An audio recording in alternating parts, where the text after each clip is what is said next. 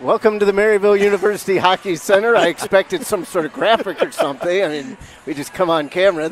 Here we are. I'm Todd Panula next to these two jokers. I'm not even going to give them names. That's Chuck Kraus down there on the end, and we've got Marshy over here. What a start to the season, guys. Hey, starting off strong, guys. Absolutely.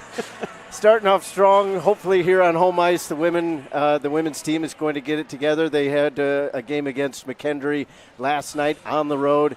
Didn't start off the way that they would have liked, a 3-2 loss. Hard-fought game, but it didn't come out with the result they would have liked. Yeah, and today's a new day, right? You get a chance to get on home ice and rebound from the season opener, but a home opener, you get a different jolt of energy in your system, and now they have a new day to try and go out and get a W. Yeah, I talked to Coach Lang and Emma Gurwitz earlier today, and it's kind of one of those things that it's hard to say, what we did right, what we did wrong. Still got to get the legs underneath them, and it's early hockey, so we'll see what happens today. Well, coming here onto home ice, this is going to be a game that is getting some recognition around the country. The Hockey House podcast has tonight as their game to watch for. So Maryville looking to get things opened up on home ice and get a win under their belts. Yeah, we appreciate them shouting out the program. And this isn't the first time they've posted about Maryville. They do a great job at not only promoting this program, but they do a great job at promoting college hockey as well. So it's super exciting to see that they get that recognition, and I'm excited for the game. Not only is Maryville one of the teams to watch for in terms of tonight's game, but their captain, Emma Gurwitz, is one of the players to watch for as she comes into tonight as one of the top 5 in the ACHA in terms of players to watch for. So guys, she comes in as the captain. She's been here a few seasons now. She's the leader both on and off the ice. She's expecting to have a good season here. Yeah, she sure is, and she's expecting herself to have a good season. Her, along with the rest of the team, they've been working really hard with Jeff Lavecchio in the offseason. So, their sights are set high, as they should be, and Emma is ready to lead this team. Yeah, you mentioned Jeff. He does a great job of working with players all around the town of St. Louis, works with current NHL players, current college hockey players as well. So for her to get that opportunity and, for everyone to have the opportunity to work with Jeff, we'll see how it translates on the ice. A strong individual showing for Emma last season. She had 10 goals and 28 points, looking to build even more on top of that. Chuck alluded to speaking with her a little bit while ago, so let's take a listen to that now. Hi everybody, how you doing? I am here with Emma Gurwitz, the captain of the Maryville Saints D1 women's hockey team. Emma, you guys have been working real hard in the offseason. What have you seen out of your girls during this offseason? Everybody's just really excited to be here. We all took really big steps over the summer to improve our game. We had a little bit of a heartbreaker at the end of the season last year, so we really pushed ourselves this summer, and I think it's going to pay big dividends for us here this season. As I said, you are the captain of this team. What does the leadership group and the other girls that are captains with you, what impact do you guys have on the rest of the team? I would hope that everybody looks up to us, but we just really try to lead by example. We try to do our best to even, tell everybody how to stay in line, and then also, we're making sure that we're doing those things as well and just leading by example on and off the ice. Tough loss last night. I know it's hard to gauge. It's the first game. You guys know McKendree very well. What positive things did you see out of your team last night? It was definitely a tough loss, tough pill to swallow for us, but I think we really picked it up in the last 5 to 7 minutes of the third period, so we tried to take some of the positive stuff that we did at the end of the game and try and roll it into today and make sure that we play the full 60 minutes. And speaking of today, it's your home opener. What are you guys looking to do today? Well, we want to run them out of this building. This is a dog pound. There's no cats here. We're just trying to play our game, keep it simple, communicate with each other on the ice, funnel pucks to the net, just the basics of hockey, and make sure that everybody's having fun out there. Very good. That's Emma Gurwitz, captain, women's D1, Maryville Saints hockey team. And thank you to the captain, Emma Gurwitz, and our very own Chuck Kraus for doing that interview a little bit earlier. Looking forward to this matchup and this season. We don't know a whole lot about these two teams quite yet. Obviously, McKendree's 1-0 with the victory last night. Maryville, math would tell you they're 0-1. But last season, very similar records, 14-13, 1-3 for the Saints, 14-8, 1-2 for the Bearcats. So coming into this season, what do you guys see as being some of the things that might differentiate these clubs? Yeah, I think for Maryville, they just need to build off what they had on last year. First earlier in the year, dealing with some injuries. It looks like everyone's healthy and ready to go for the most part. I just think building off of what you had last year.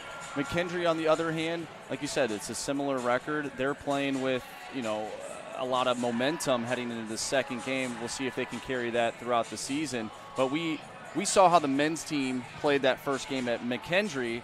They still got the win, but it was a very close game. Then they came out in the second game and really showed what kind of team they were. I'm hoping to see the same tonight from the women's team. Yeah, and as we talked about, them working out with Jeff Lavecchio, who's conditioned the best, right? Exactly. The off-season, conditioning is very, very important. So, and it's really going to come out in those tough third periods when it's a one-goal game. Who's conditioned best? Who's ready to go? And I think that'll really, put these teams to, separate. Now, from the Maryville perspective, we talked a little bit about it, but they bring a lot of players back. There's only two true freshmen on this team, and they had one transfer in from Lindenwood, so a lot of the same faces from last year's team. If you're in charge of things, how do you get the players to build on last year to where they had a good season, but right around that 500 mark, so you still want to be better than that? I think the familiarity, guys, right? I mean, they know how each other is going to play. They keep getting better every season. I think that's very important. Something that Coach Tommy Lang does for his girls.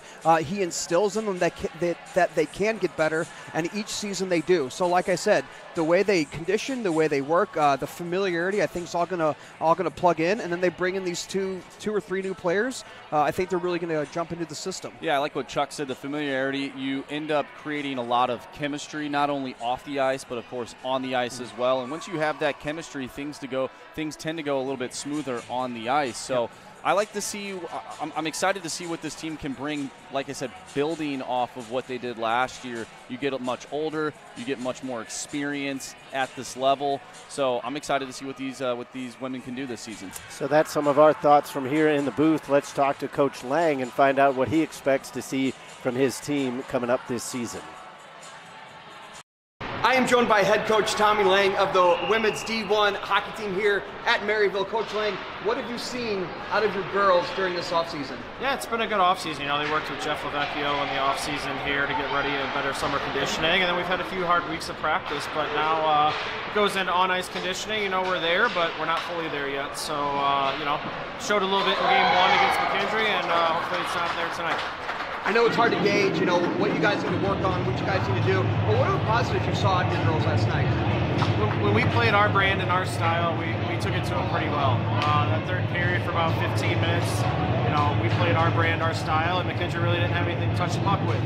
But at the same time, we can't spot a team with 3-0 lead and take 8 penalties in a game. And it doesn't matter whether it's men's or women's hockey, 90% of the time it's a race to 3. And had we had another minute, we'd probably tie it, but you got to come play full 60, not 15. Home opener here at the Maryville University Hockey Center. What are you guys looking to do coming off that tough loss last night? Come to play a full 60. Make it hell for them in this barn. Be ready to go.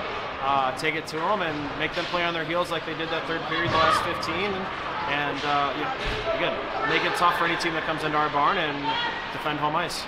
Coach, appreciate it. Good luck tonight. Good luck in the rest of the season. Appreciate it. And once again, thanks to Coach Lang for joining us a little bit earlier. Those were his thoughts on the upcoming season. That'll pretty much wrap up our pregame show for you here this evening. We'll be back with the puck drop in just a bit. Keep it right here on the Maryville Saints Hockey Network. We've got action between the Bearcats and the Saints coming right up next.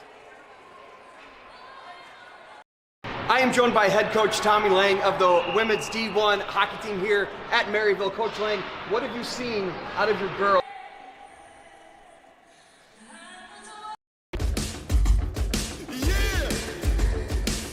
Victory isn't simply won. It takes prep. It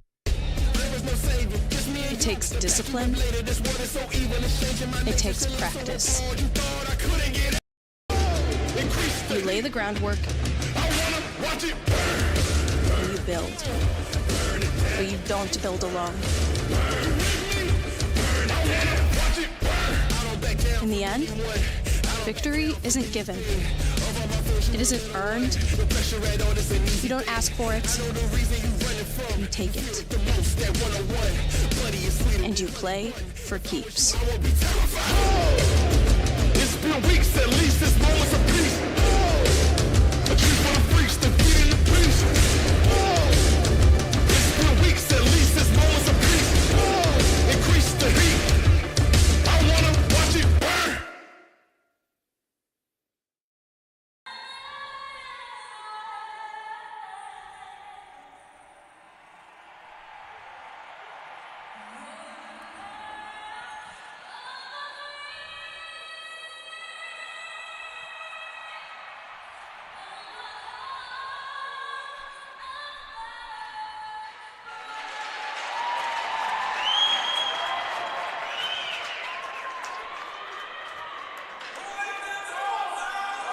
Welcome back to the Maryville University Hockey Center as we are just about set to drop the puck here on home ice action for the 2023-24 season and your Maryville Saints. Your starting goaltenders for tonight's contest for the visiting McKendree Bearcats. It is going to be Brianna Burke, and in between the pipes for the Saints is going to be the senior Sawyer Duncan.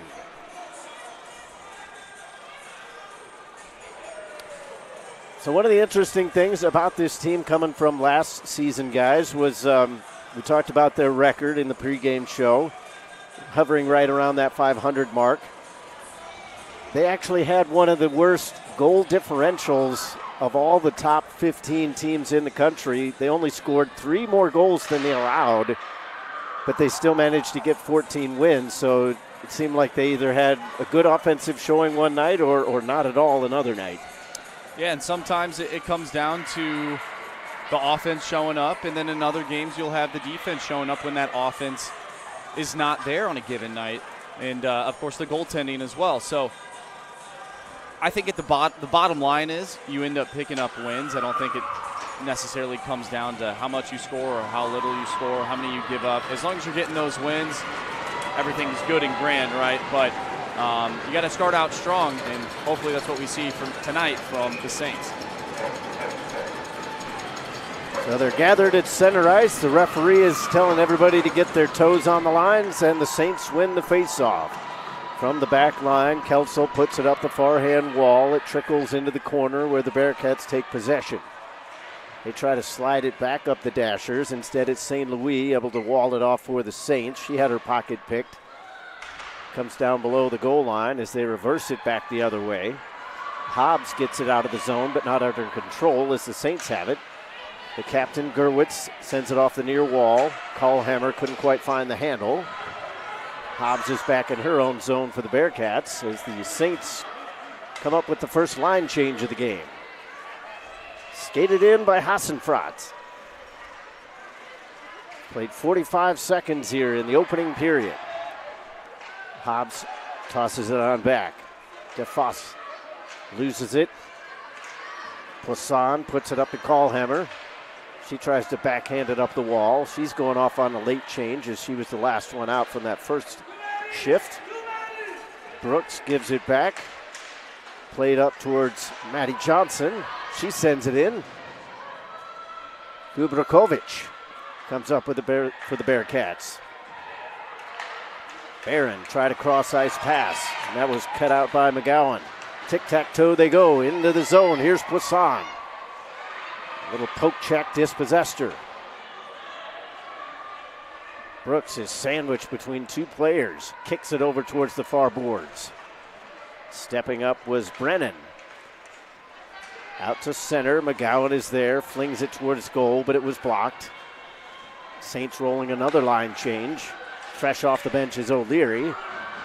Collision with two Saints right around the blue line. Bearcats come up with it. They ice the puck.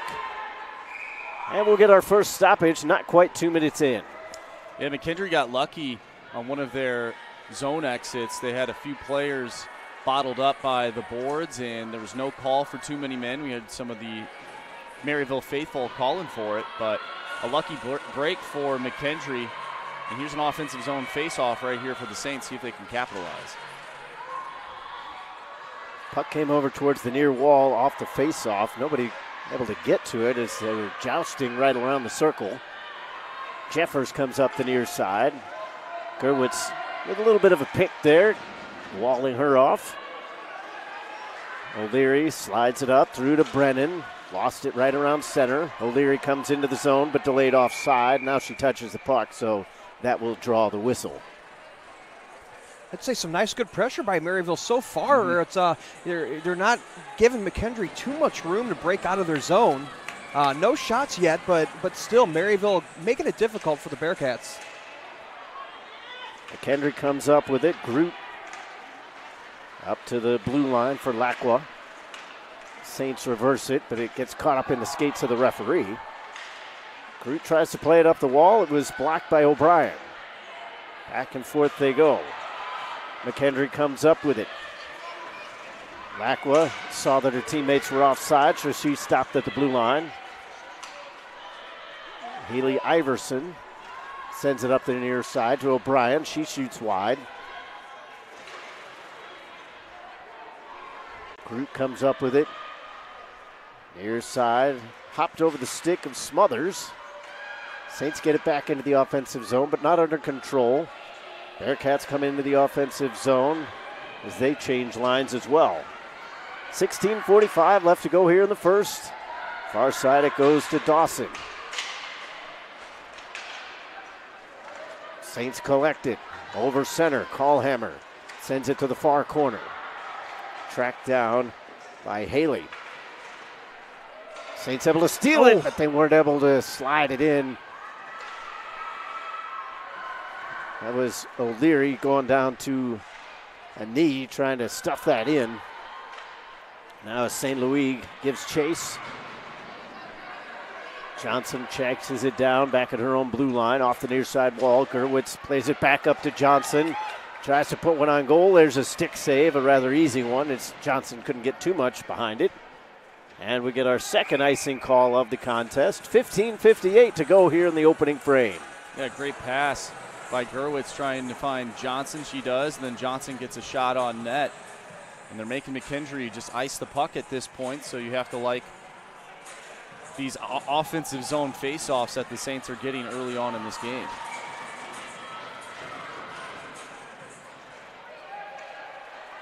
Poisson takes a spill. They try to stuff it in from the short side, but Johnson was denied.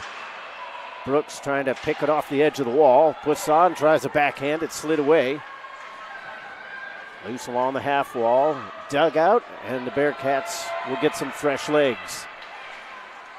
Gurwitz up the near wall. Brooks just taps it in to avoid an icing, but she goes off on a change. Poisson thought about throwing the body, but elected to just let that go. Now we've got our first penalty of the contest, and it's going to be interference. Yeah, right in front of the referee. Not sure what he was thinking, but interference as they were breaking into the zone. So a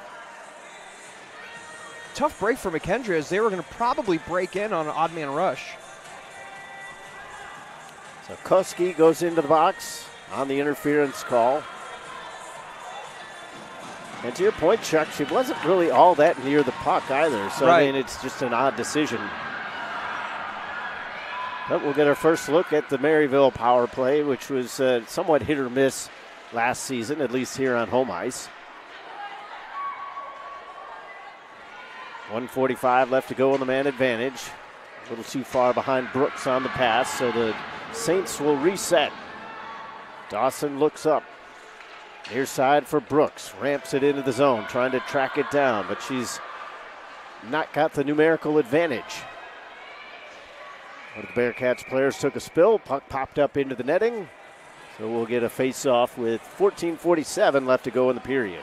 Yeah, and exactly what Maryville wants is to have a face-off in the zone of McKendree on the power play as the captain, Emma Gurwitz, comes out on the point for Maryville. And that's what they need to use to their advantage. They've had, quite a bit of offensive zone faceoffs now. Johnson on the draw. Gurwitz is waiting for it. Poisson on the half wall. Pass went awry, and the Bearcats will send it out.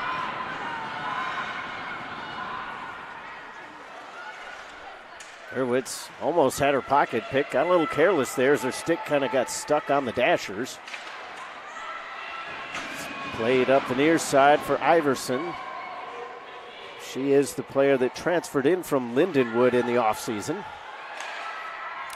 Got to say, good job by McKendree so far. Not giving Maryville too many opportunities to get anything set up on their power play. Yeah, 5-on-5, it seemed like there was a certain smoothness to the Saints attack, and now that's kind of gone by the wayside. Gurwitz back at center ice. O'Leary calling for it on the near side. Pass didn't quite find the mark, so that disrupted things. Brown trying to kick it out of the zone, unsuccessful there. Out of the reach of Poisson. Steinstra couldn't quite get it out. O'Leary in the far corner, tries to put one in the middle. Rutherford was there, but she would have been tied up even if that got through. O'Leary going around the world, hands it off to Gurwitz. Back to O'Leary on the far circle. She wants to shoot. Tough angle there, and that was blocked. And the Bearcats will clear. 1 second, and now we're back to 5-on-5. So the Saints 0 for 1 on the power play. Rutherford takes an odd hit from behind. DeFoss just kind of put a hip into her, but it was more of a collision than anything.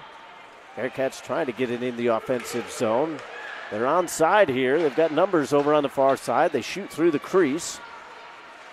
DeFoss has a pocket picked, and now here comes Agaropoulos, but she toe picked right around the red line. So everybody's trying to reset. Last couple minutes have been a little disjointed for both teams. From the point, Dawson's shot was knocked away. Cooper tried to reverse it, but nobody expected that. Smothers brings it back low. Cooper taps it out front. Backhand chance. It slipped away from the stick. Another chance, and that one is denied as well. Never got through on goal. Dawson with a slap shot. That's blocked. And now the Bearcats will clear. Good flurry of activity for the Saints, but nothing to show for it in terms of shots on goal. Groot with a blind backhand pass, gets away with it. Back out towards center. Rutherford slides it on through, and it eventually ends up with Callhammer. To the backhand and the forehand. Callhammer was the intended target. Instead, now it's with Dawson. They try to slap it through. That was St. Louis. Her shot was denied. They dig in along the far boards. Rutherford is tied up. Cloutier comes over.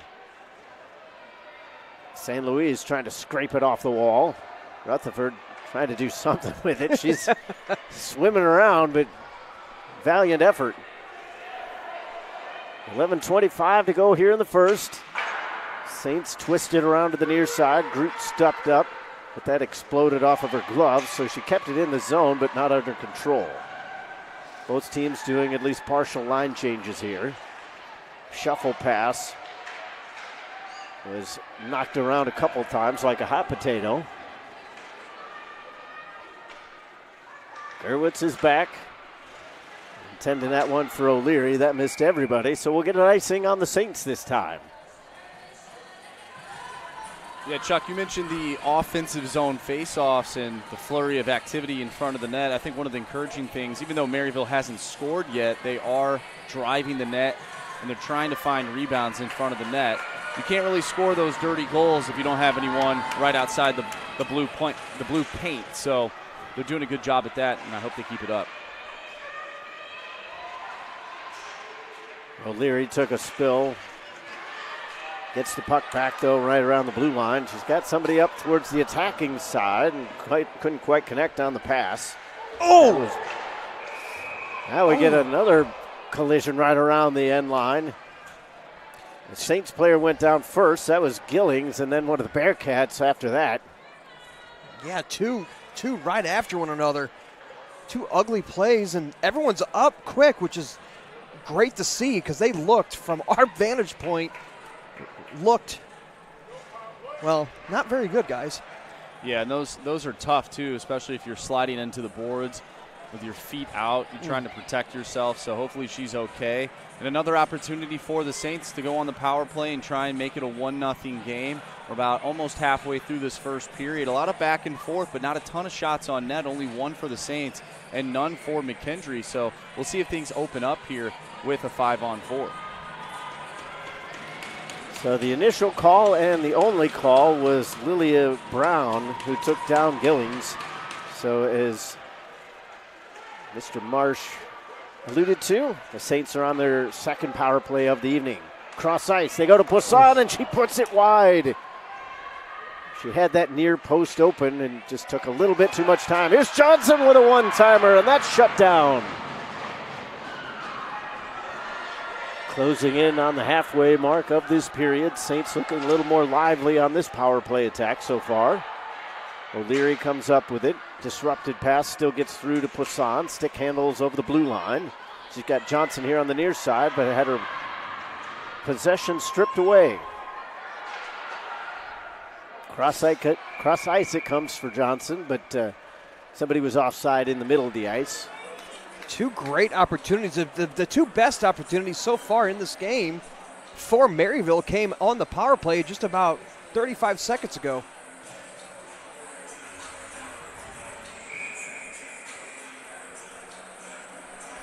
We do have to give some credit, though, to the McKendree defense, because for all the activity that the Saints have had, they still only have 2 shots on the board. Yeah. Dawson comes across the rink. Brooks over the blue line. Group takes it away. And now they dig in along the corner boards. Stick was lifted, and the Saints come out with it. The pass was just a little too hot for Callhammer, so Dawson will chase it down.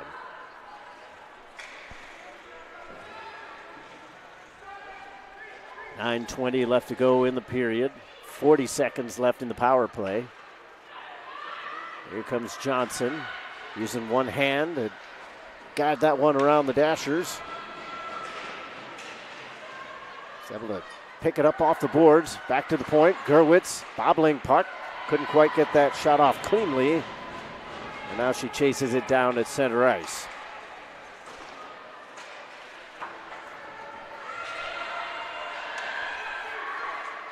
Bearcats coming close to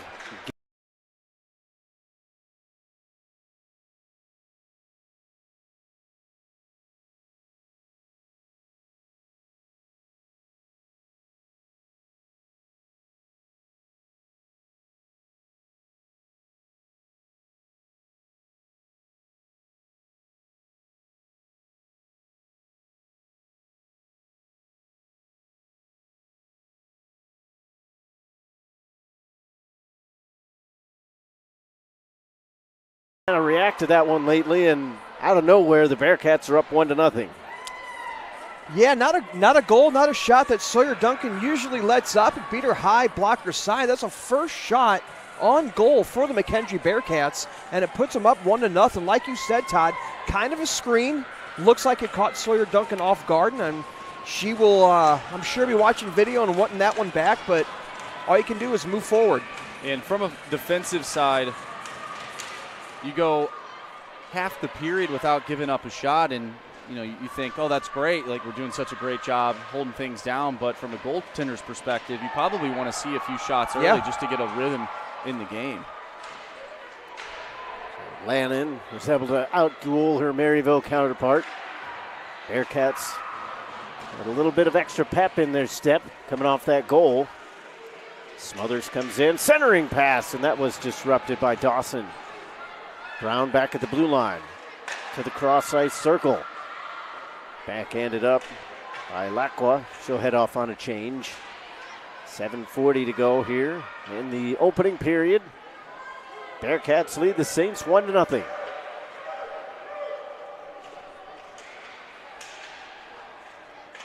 Around the wall. Bearcats still have it. Brandon had it stolen away. Dawson gives it over. Argyropoulos sweeps it in and then heads off. Group coming up for the Bearcats. Crosses the blue and the red line and then lost control. Gurwitz up for Callhammer. Nicely for Rutherford, but it was just a little bit behind. And now we get a whistle on an offside with 7 minutes even left to go in the opening period. The Saints have had a few opportunities to go the opposite direction with numbers, but a few passes going under sticks, just not completing those crisp passes that Coach Lang would probably like to see, and I think that maybe be the difference between being up and now being down 1-0. Gurwitz was able to keep that from going into her defensive zone. Steinstra gets it up into the corner, grabbed by Hassenfratz. Wanted to go back to the point. That wasn't available. Reversed it back to the point this time. Groot's shot was just kind of feathered away by Callhammer. Up through the neutral zone. Groot gets it at her own line. Almost put it right onto the stick of Kelso. Hassenfratz lost it. Gillings still kind of dueling around. She was the one that drew that penalty, charging into the corner. A couple players for both teams lose their footing right here at center ice. Goaltender touched that one, so no icing. Groot slams it up the wall. Lacqua is at the red line. Coming in, numbers still favor the Saints. Lacqua stick handles all the way over. Puts it into the middle. And they're looking for Smothers. May have been a missed interference call right at the hash marks as we get an icing.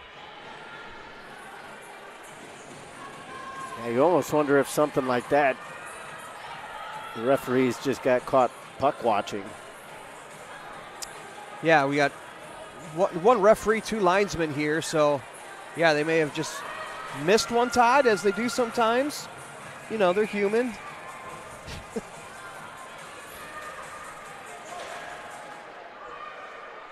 I don't know. Sometimes you go on to professional sports social media and your officials are a little bit lower than human. I'm trying to turn a new leaf over this year. 5:25 left to go in the opening frame. Gillings tries to slam on the brakes. In front, score! Colleen O'Leary ties it up with 5:18 left to go. Squeaks out in front, and O'Leary was there, made a move, goes to her backhand, ties up the game, and as you can hear, the dogs are barking here in the dog pound, Marcy. They literally are barking right now. We have a furry friend with us right in front of us, actually, so we're love right to see next to one of the dogs here in the dog pound. So the Saints tie it up 4 minutes and 1 second after the Bearcats get on the board. Koski scored at 11:41, 14:42 for O'Leary. And both teams back to square one as it's 1-1. Fancy little move by Colleen there. Hassan trying the wraparound. Had some players there for a potential rebound in front, but this one's off the skate of Gurwitz, and the Bearcats come in, but it's 1-on-2. Hobbs tries to slow it up, and she is slammed against the wall. Saints are going to be shorthanded now. Hassenfratz on the backhand, trying to avoid a couple Maryville sticks. Gets it down low. Kubrakovic sends it around the wall. Saints finally touch it up. You know what, Todd? I was getting ready to say, what a back check by Sydney Poisson, and she just kept going and slammed her counterpart right into the boards, getting the penalty. So, yeah, initially great back check, but a little too overzealous there. Yeah, I wonder if this game's going to be a game of responses. You saw Maryville give up that early goal. Not early, we're about halfway through the period, but the first goal of the game, first shot of the game for McKendree, that can be a little disappointing. It was good to see them come back and get that goal, knot things up, but we'll see if McKendree can capitalize on their first power play of the game. Groot with a slap pass, and then the shot stick save was made. May have taken a deflection in front, but Duncan was able to come up with it. Jeffers from the circle, Groot straight away, slap shot. Misses just to the near side from our perspective anyway. Saints will clear it out. 1:35 left in the power play. Cooper with the interception and then took a spill.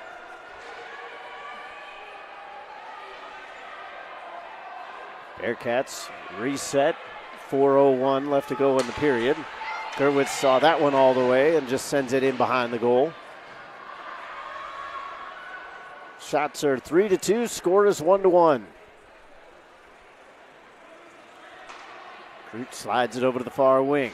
Bearcats thought about coming near side. Instead, they dish it on around. Groot at the near side point. Walked the line. Gives it up. Is looking for Barnden on the circle. Saints doing a good job to put some pressure on. Groot sends it over far wing. Looking for the return pass. Johnson got a stick to it. Dawson sends it up the zone but not out.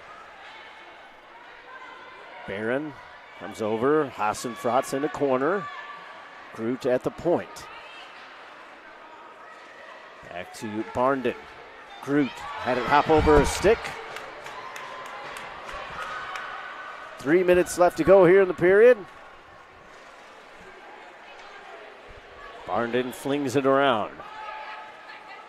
15 seconds left in the power play. Gillings clears it out for the Saints.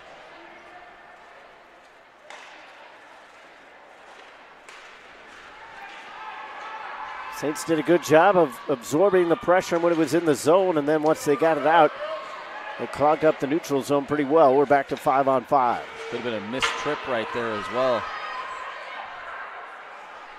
Hobbs was grabbing her face mask as she took a shoulder right under the chin.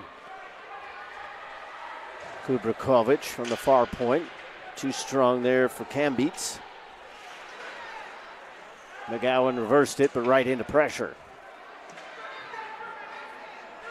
Tossed off the wall by Brennan, and then she takes the return feed. Up through the middle. Slightly to the left, shot on. Right into the breadbasket of the goalkeeper. 2 minutes left in the first, and we're all tied up.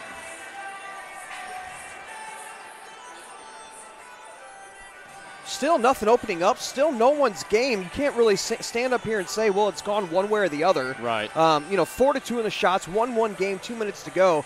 It can absolutely go either way right now. I do believe Maryville had the upper edge early in that game. And McKendree, once they got the goal, things started to sway a little bit more their direction. But Maryville able to capture that momentum back. And killing the penalty definitely helps. Rutherford to Gurwitz.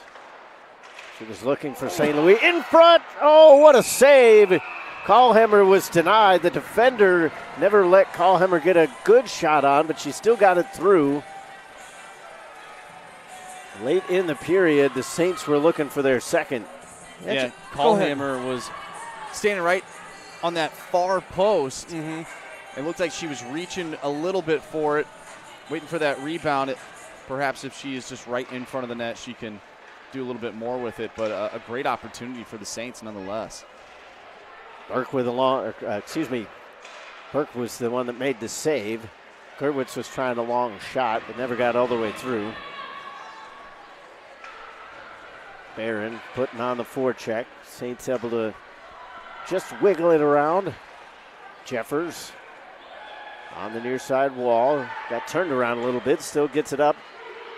Barnden comes in, wrist shot, looking high to the glove side this time, and Duncan is able to make the save.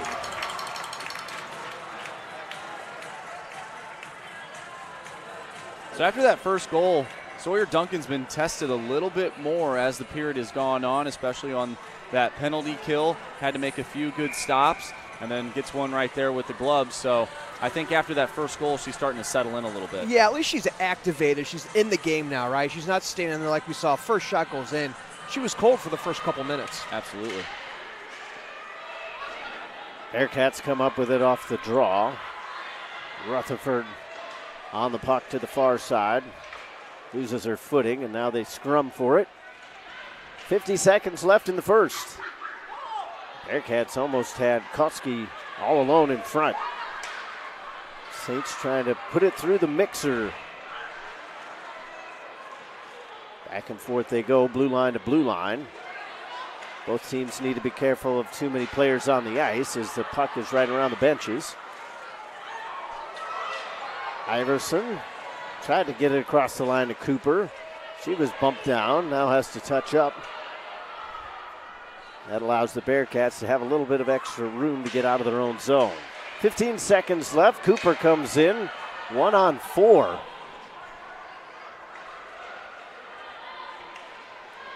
Brown slides it up the ice for McKendree. Callhammer says, I'll take that. And that'll do it. 20 minutes are in the books and nothing yet decided. Saints had a strong first couple of shifts. Bearcats got on the board first, but we're all even after the first period of play. We'll step aside when we come back right here on the Maryville Saints Hockey Network. We'll talk things over in your intermission report. It's 1-1, Saints versus the Bearcats. Keep it right here. We'll be back. Welcome to Maryville University, Welcome to Saints Nation. home of the Big Red M. So what does it mean to be a Maryville Saint? It's more than just going to classes. As Saints, we are passionate about what we believe in. We are open-minded and curious about others.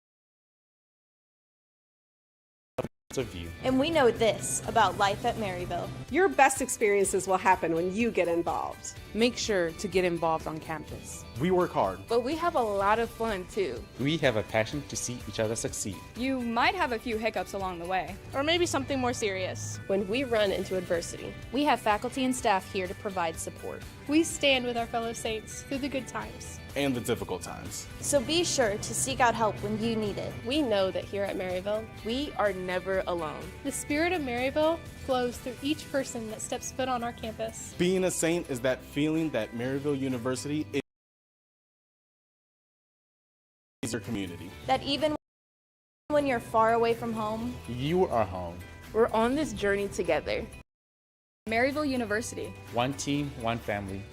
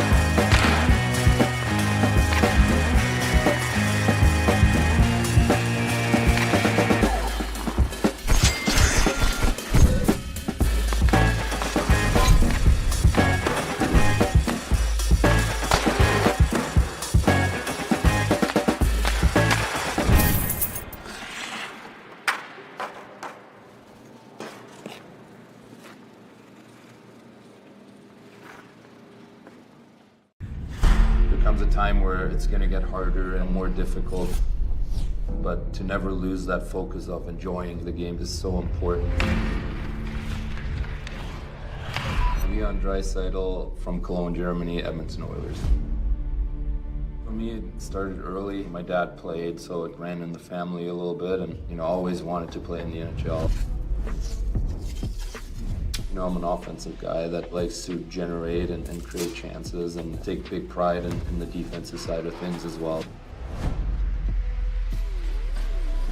I've got nothing but great things to say about Warrior, and a huge fan of the consistency. It's year after year for me personally, bring out the best product, and it's so simple and easy to work with Warrior. And on top of that, the service is incredible.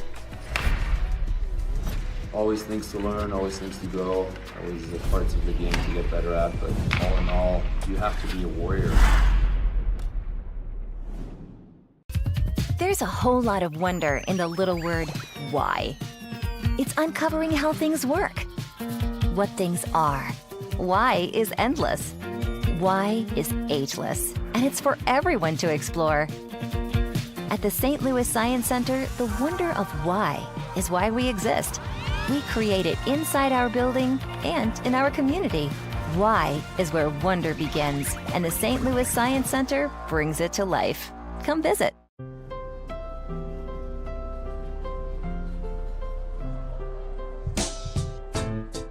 Unforgettable moments can happen anytime, anywhere.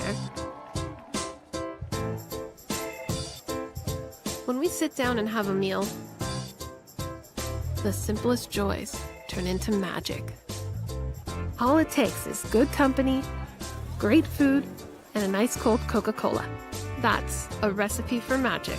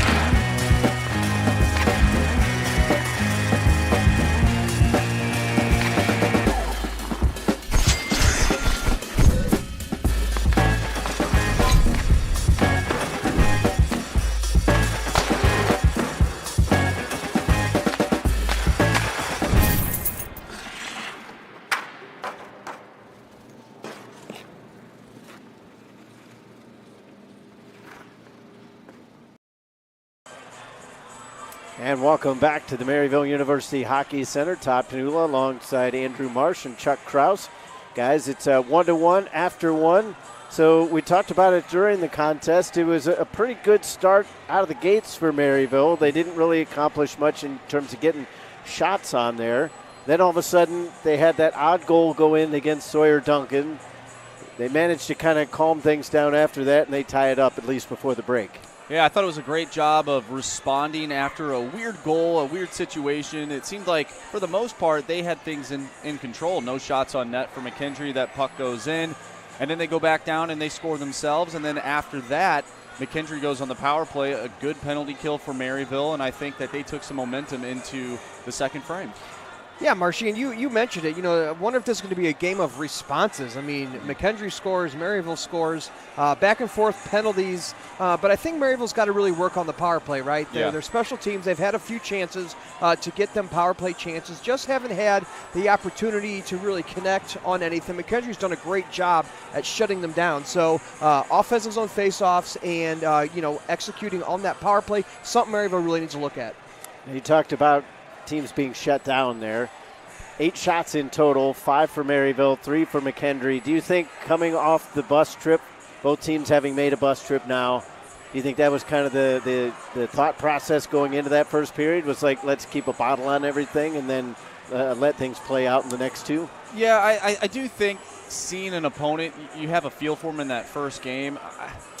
It's tough to say because it did seem like in that first period both teams were being not conservative, but for the most part not really opening things up. I expect in this next period to really see things open up and have a lot more scoring opportunities from both teams. Yeah, it's hard to say. We talk about the bus trips. The bus trips that they have this weekend are about 35, 40 minutes long. So it might be longer than my trip here or Todd's for that matter. Yeah, no kidding. So, I mean, my legs are a little tired right now, you know what I'm saying? But we're not out there. It's been a strong off season, so. You've been working out with Jeff? Yeah. Okay, that's why me and Todd haven't. But Todd, he doesn't do cardio. He just does the. Right. You should see his arms on that suit. Good night. But back to what's important, right? I got hip problems, so any kind of a drive is getting iffy for me now. But going forward, looking into the second period and obviously the third to come after that, if you're Maryville, do you open things up a little bit coming up in the second, or do you think we're going to see a period very similar to the first and then the third will kind of decide things? I think things open up if they can connect on a lot of their passes. I know I mentioned it during the first period that some of the passes were a little bit behind, or they're going right under some sticks. I think if they can connect with some passes, they'll have a lot more opportunities, because we saw in that first period that they could have had a few odd man breaks, 2-on-1s, 3-on-2s, and some of them just kind of went by the wayside because of one errant pass. So I think if they can correct that, make some crisp, hard passes, I think they'll have a lot more opportunities to put the puck in the back of the net. Yeah, they got the first period out of the way. They got their nerves out of the way. They're out there. They got their legs. So I do think you're right, Marcia. I think they're going to start to connect on a few things, and it'll be a little smoother than that first period was. Well, McKendree got things rolling at the 11:41. It was Koski to sneak that goal past Sawyer Duncan, just kind of an innocuous wrist shot, really, from not too much inside the blue line. That's one that Duncan would probably like to have back, but the Saints with a good answer. Colleen O'Leary with a nice little move to get herself open in front of the net and then stuff it in at 14:42. That's where we stand after 20 minutes, and that will wrap it up for our intermission report. Don't go too far, though. We'll have the puck drop right here from the Maryville University Hockey Center coming up in just a moment.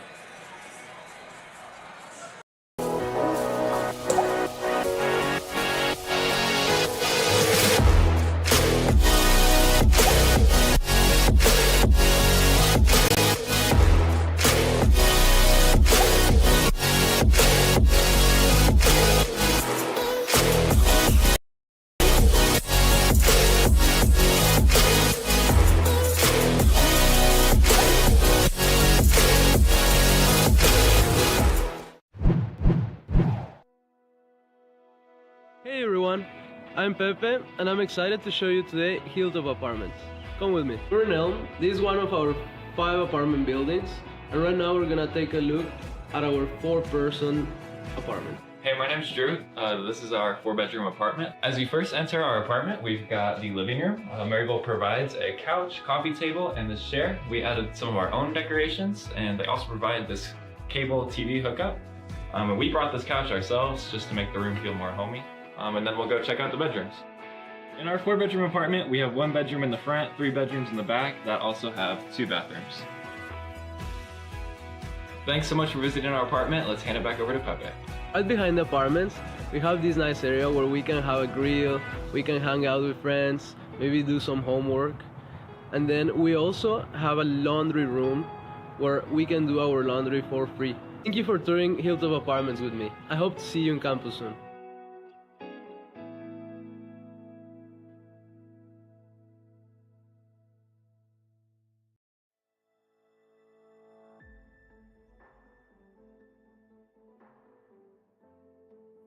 College hockey. It's more than just what school you play for.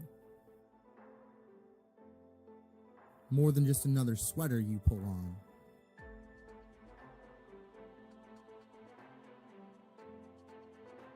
It's about focus, determination, strategy, and poise.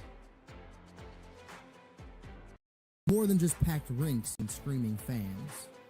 It's about heart, skill, and passion.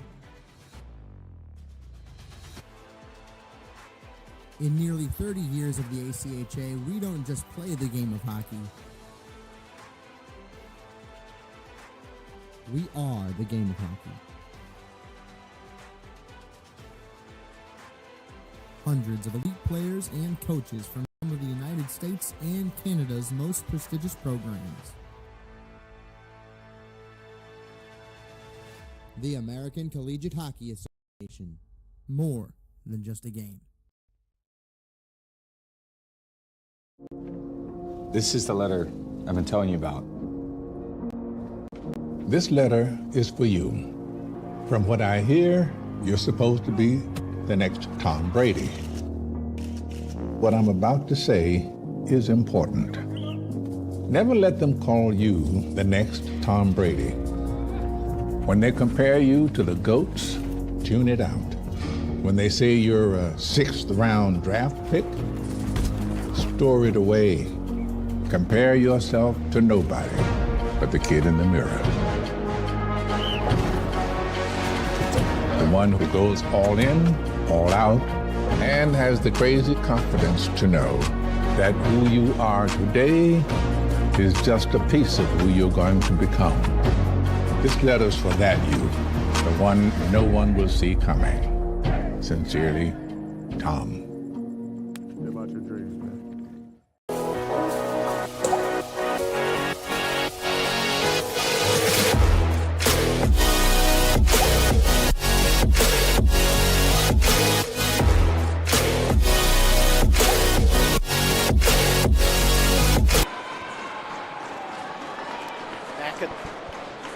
Back at the Maryville University Hockey Center, it tends to help to have your microphone properly positioned. 1-1 after one as we are underway here in the second. Saints come charging into the offensive zone. Gurwitz spins around, tries to get it off to Poisson. Rebound chance after it went off the side of the net. Callhammer was denied. Keeps it in the zone though. Kelso got it over to Gurwitz. The shot went wide. Good opening shift here for the Saints in the second period. Bearcats come up with it. Groot tosses it cross corner as it comes to the near corner.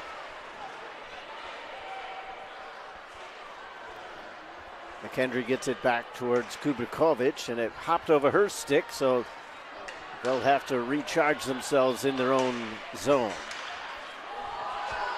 Delayed offside here as Johnson took a spill.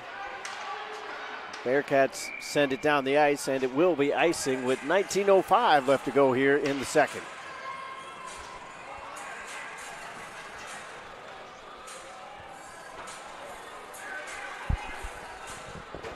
Good start from Maryville, like you said, Todd. Getting in deep. Gurwitz keeping the puck in, getting some shots on. 6-3 now on the shots. So a very good start to the second period for Maryville. Saints won the draw, lost possession, regained it. Johnson has a chance to backhand it. That ends up wide after it went off a skate. Brooks sends it back towards the point. McGowan with a little rainbow shot. That was knocked down. Koski, the goal scorer, filters it through. Hassenfratz sends it into the zone and chases it down.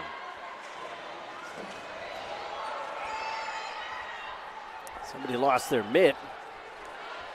That's McGowan as she goes over to the corner to try to pick it up.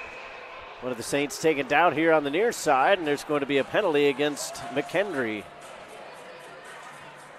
And their head coach is not happy. I think he was thinking maybe there could have been a call behind the net. Also, I don't think he's all too happy with his player in general for getting sent to the sin bin. That is always tough when you think you have a power play coming and then moments later you end up yourself in the penalty box. It can be very frustrating. We'll see if McKendree can do a good job like they have been on the penalty kill. They killed off 2 penalties in the first period. Both teams so far doing well on the kill. We'll see if that continues or if Maryville can make it a 2-1 game. So it's Kirsten Barron in the sin bin for the body contact. Puck comes loose in front. It was sliding back and forth across the top of the crease, but Saints weren't able to get too much done with it.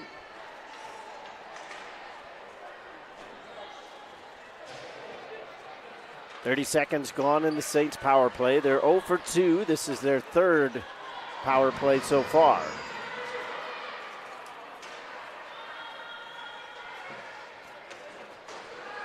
Saints keep it alive along the far side half wall. They set it up from the corner. Iverson comes across the rink. O'Leary down low to Rutherford, looking in front. Pad save. They hack and whack at it. It's still loose. Now Poisson scores!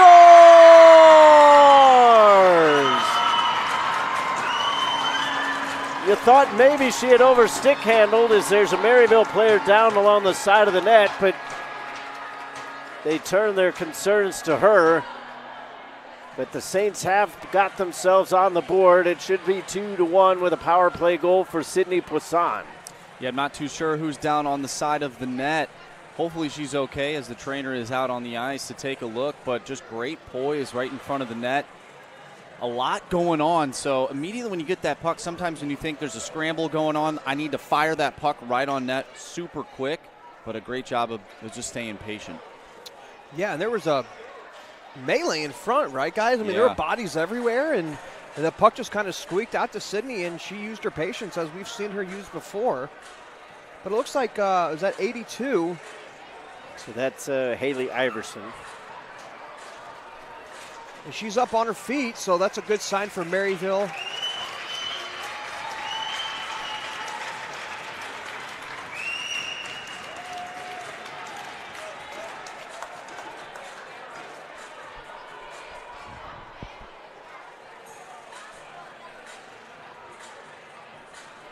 So the Saints with a good start here to the second period. They get the goal at 2:26. Sydney Poisson on the power play.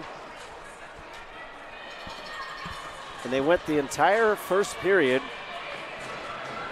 with only 5 shots on goal. We haven't even played 2.5 minutes, and they've already got 6 shots in this period. Which is exactly what they need to do, Ty. We talked about it during the intermission. Are they going to come out flying, or are they going to come out flat? And they've come out flying so far. That puck missed everybody over on the far side, but it won't go far enough for icing. Bearcats get it into the near side corner. Painter tried to backhand it towards the blue line. Didn't quite get onto the stick of Cloutier. Saints come in. They've got numbers. Here's O'Brien. Kind of whiffed on the initial pass, and then Groot got hold of the puck. It's fluttering along the near side. Painter sends it up the wall. Gurwitz puts it back the other way. Painter with a long shot. A bit of a bouncer there that Duncan turned away. There's Painter again. Another shot from the other side, and that one denied. Might have glanced off the post, Todd. Loose in front. They were looking for Isabel Hobbs. She comes back around. Has her stick lifted by O'Brien, and then Argyropoulos lost her twig. Painter with a shot deflected off the post. Score! What a tip. Duncan was hoping that she could get down across that, but unfortunately it had a weird angle off the post, and we've got a tie game.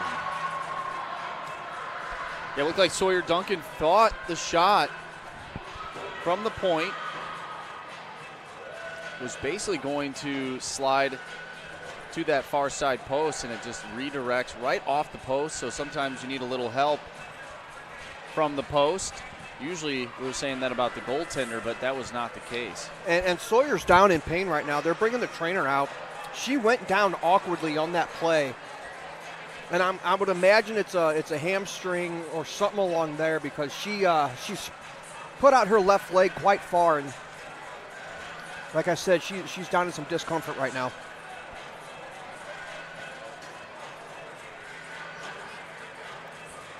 So the Saints getting a little bit banged up here as we had Iverson go down on the Saints goal. Ooh. And now all of a sudden we've got Duncan. It almost looks like a knee, and I hope it's not, because we know how finicky, shoulders and knees can be. And they're actually not even going to take her to the bench. They're going to take her completely off the ice to their locker room. So tough break for Sawyer Duncan, the senior goaltender here for the Maryville Saints.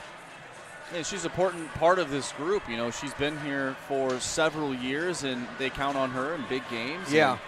And, to see her go out right now, that's not a great sign for this team, and of course not a great sign for her as well. We hope her the best as she's being helped off the ice right now. So yeah, not really putting much weight on that right leg.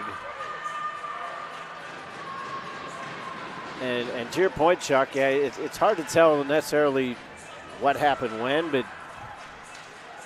I would almost think if it was a hamstring, it would have been more on the left side because it was on her left where the shot came from. And you'd be able to glide your way off the ice. With the knee, you can't put any pressure, and that's exactly what was going on. So good thoughts go out to Sawyer Duncan. So Caitlin Cadrain is now in between the pipes for the Saints as she comes in ice cold. The last time she took a shot was probably about 90 minutes ago. The good thing, however, is it is, in her eyes, still a 0-0 game. Yeah. So the way the scoreboard works, it's pretty much the same kind of concept. 2-2 is the overall score. But the Bearcats now perhaps smelling blood in the water as they've got a little more jump coming off their first shift after the goal. I said it in the first period. I said it in the intermission. This will be a game of responses, and so far we've seen that. Both teams have come up with good responses each time around. We'll see who's got the next one. Kurbakovic lost it, and then it was dumped in by Billings on the right side of the red line, so the Saints will get an opportunity to change their lines. Closing in on 5 minutes played here in the period. Brooks comes over the red line and swings it in.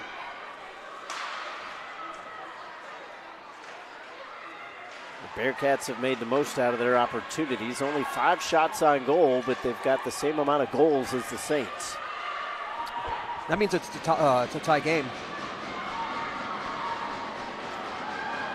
Your logic is astounding. Silence. Todd wanted no part of that. Brooks comes up with it, puts on with a centering pass, almost connected with Johnson. Defensive stick may have disrupted it a little bit. Oh my gosh. Now there's a penalty again against the Bearcats. I believe that's Julia DeFoss going into the sin bin on the roughing call. Let's see if Maryville gets a little bit of a jump in their step. You know, sometimes when a player on the team ends up getting injured, you can have a little bit more energy to play for that teammate. So perhaps we'll see that come out right here in the power play. Saints are 1 for 3 with the man advantage. Callhammer comes up with it off the faceoff, leaves it for Dawson. Puts it in towards Brooks, and then it was chipped around a couple times. Callhammer with a shot. They score! It looked like she had shot it right back into the goaltender, and somehow it found a hole. The Saints are now 2 for 4 on the power play, and they've got a 3-2 lead. That means they're 50%, Todd, and what a goal on the rebound, winding up, making it a 3-2 game. Chuck, you're quite the mathematician. It looked like, and I'm not too sure if it was tipped or not, because it looked like a changeup almost going in, which I think may have fooled Burke. And a change of direction too. It almost looked like, yeah, and I believe it went under the 5-hole as well. So a tough shot to stop if you're a goaltender. You know, when you're thinking it's coming at a certain speed and it ends up changing in speed, changing in direction. But nonetheless, a great response by Maryville as they capitalize on the power play once again. Chased down by Brennan. She saw the pressure coming. Now there's going to be a penalty against the Saints as everybody's taking their opportunity to get a breather in the penalty box. Yeah, it's quite a physical game, and of course the rules are a little different than men's D1, and you know, physicality is a part of the game, but not so much in the women's game. But we've seen a lot of physicality in this game, and you know, unfortunately for both teams, it's leading to penalties, and they're giving the other team the opportunity to get back in the game. Both teams are, and now Maryville given an opportunity to McKendree to capitalize on the power play. And especially on the Maryville side, you're getting players that are still trying to feel out the rule changes that you alluded to, because they just a couple years ago you weren't allowed to body check at all. Now a one-timer in front, Hassenfratz ties it up, a power play goal for McKendree. And the goal's coming fast and furious now. 3-3. with a power play answer. What a feed in front. She was wide open and put it up over the glove of Caitlin Cadrain. And she celebrates. I mean, a tic-tac-toe. Puck gets into the corner, fed right in front, and they were able to capitalize right away on their power play. And if I'm not mistaken, I think that's Caitlin's first shot that she saw, which is a tough one at that. Yeah, absolutely, Marsh. We're seeing a pattern. You know, our goalies need to get activated. They need to get in the game and face some shots here.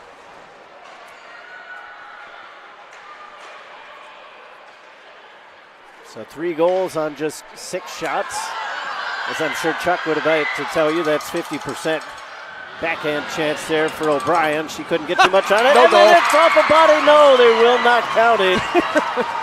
It went off of Argyropoulos and in, but the referee right away said no goal, so that's just going to end up being a stoppage in play. She went to catch it and batted it in with the hand, and Todd, in hockey, even women's hockey, that's not allowed in the I don't ACHA. think so. So you can't bat it in. You can't, no. You know, so we'll look at it in different divisions, but this one we know it's not allowed. Yeah, I don't know what division you're playing in, but at every level that I've seen, I don't think you can do that. I didn't see a clear hand swing motion. I don't know. Oh yeah, it was clear, Todd. I mean, Todd, it looked like a routine double play. Flip it to the shortstop, a little. Dipsy-do right there. Yeah, you know? 4-6-3 right there. And you're a few feet closer to that angle, so maybe you had a different look than I did. You know, I am at a different angle. I'm a little bit closer, about 1 foot closer. You're a little taller too, so maybe that is very true. That is very true. You had to bring that into it as well. I didn't say it. Chuck did. It's taller than me too, Todd. It's fine. So 3-3 is your score. It took 11 minutes to get the first goal in this contest. Now all of a sudden we've had 4 goals within 4 minutes here in the second period. Oh. That one went just past the right ear of Cadrain.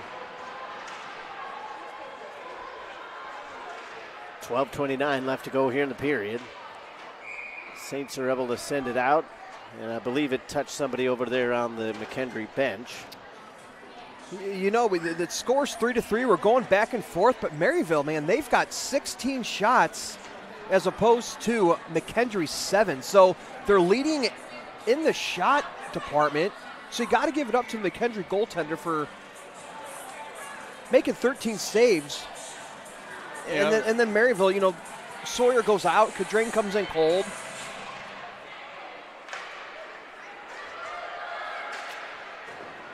But as you said on the play, you got to credit the setup there. I'm not sure even if you had a warm goaltender that anybody was going to stop that. I don't think so. So puck pinballing back around. St. Louis comes back into her own zone. Dawson looks up ice. Splits the legs of St. Louis, and that's going to result in an icing call against the Saints with 11:55 to go here in the period. Oh, Maud St. Louis. Familiar name here at the Maryville University Hockey Center.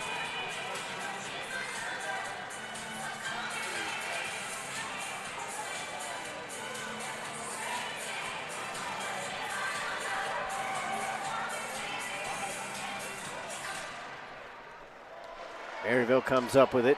Johnson. We have another ice. This one coming close to being on goal, and it does go off the goaltender, so the Saints in on the forecheck. Dawson spins it around, and that's off of one of the officials. Yeah, we got 2 down there as they're hanging out. Having a little bit of a discussion. Icing back the other way. So after a flurry of activity with goals going back and forth, 4 goals in 4 minutes and 1 second of game time. Now all of a sudden we're getting a lot of icings and chip plays, and everybody just kind of trying to recover.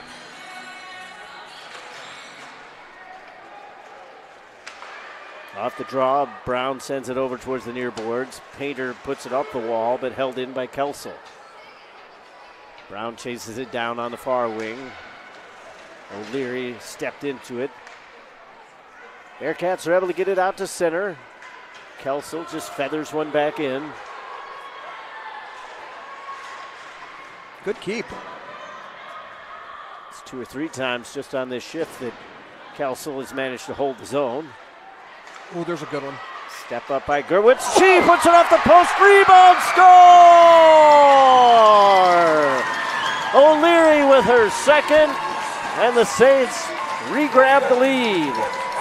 That goal happened because of Emma Gurwitz getting into the play and interrupting that pass out of the zone. She shoots, hits the post. Colleen O'Leary right there. Marshy, bada bing, bada boom. Bada bing, bada boom. Yeah, you're absolutely right. And heads up to O'Leary for staying with the play. Yeah. Recognizing that Gurwitz steps up, gets the shot on, doesn't watch the puck as it sails on net, but stays right in that low slot, ready for a rebound if it were to come. It does, and she buries it. So O'Leary from Gurwitz.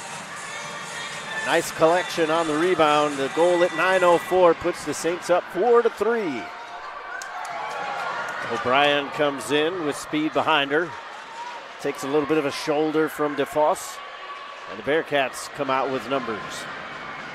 3-on-2, now 4-on-3. Now it's all even. Tied up along the end boards. Bearcats come over, getting skates in there, trying to kick it loose. Dawson momentarily put her stick in there and then decided she wasn't going to be able to dig it out. The referee keeping an eye on it, but letting it go. Good battle. Good battle going on in the corner. 4 of them down there. Smothers comes up with it. One of the what a Bearcats save. was still down in the corner, and then Koski with a one-timer in front. Cadrain made the save. That's her second of the contest. Off the end wall, chased down on the far side by Smothers. Koski puts it into the middle, and that was too hot to handle. Saints cannot clear as Dawson came up empty on the chop down the ice.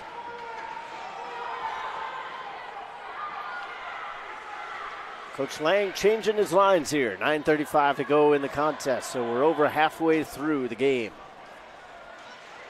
Johnson is bumped off. Barron is tied up with her. Brooks had her stick chopped down. Saints get it out to center. Bearcats play it off the near wall. Johnson comes in just barely offside. And Johnson steps right up into Steinstra. I mean, she just barreled through her. Yeah, with all the physicality that we've seen tonight, we've seen a lot of roughing calls in this one. I'm surprised that the referees didn't make a call on that. Yeah, I think they saw that she was just making her way through her defender, you know, and just made it. No, you make a great point. So Brooks is trying to chase this one down. Blackwood trying to keep it away. 8:35 to go in the second period. Saints holding on to a 1-goal lead, which we've said several times in this contest. Bearcats have found an answer. McKendree had the 1-0 lead as that shot went near side and wide.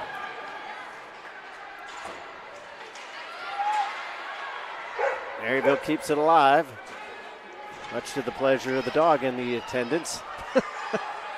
Here comes Rutherford, and a late whistle there on an offside call.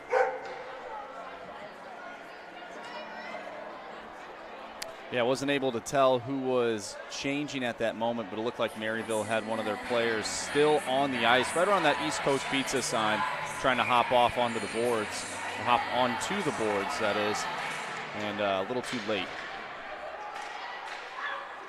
McGowan gets it into the zone, but it deflected off of something and lost some steam. Now a slap shot got through.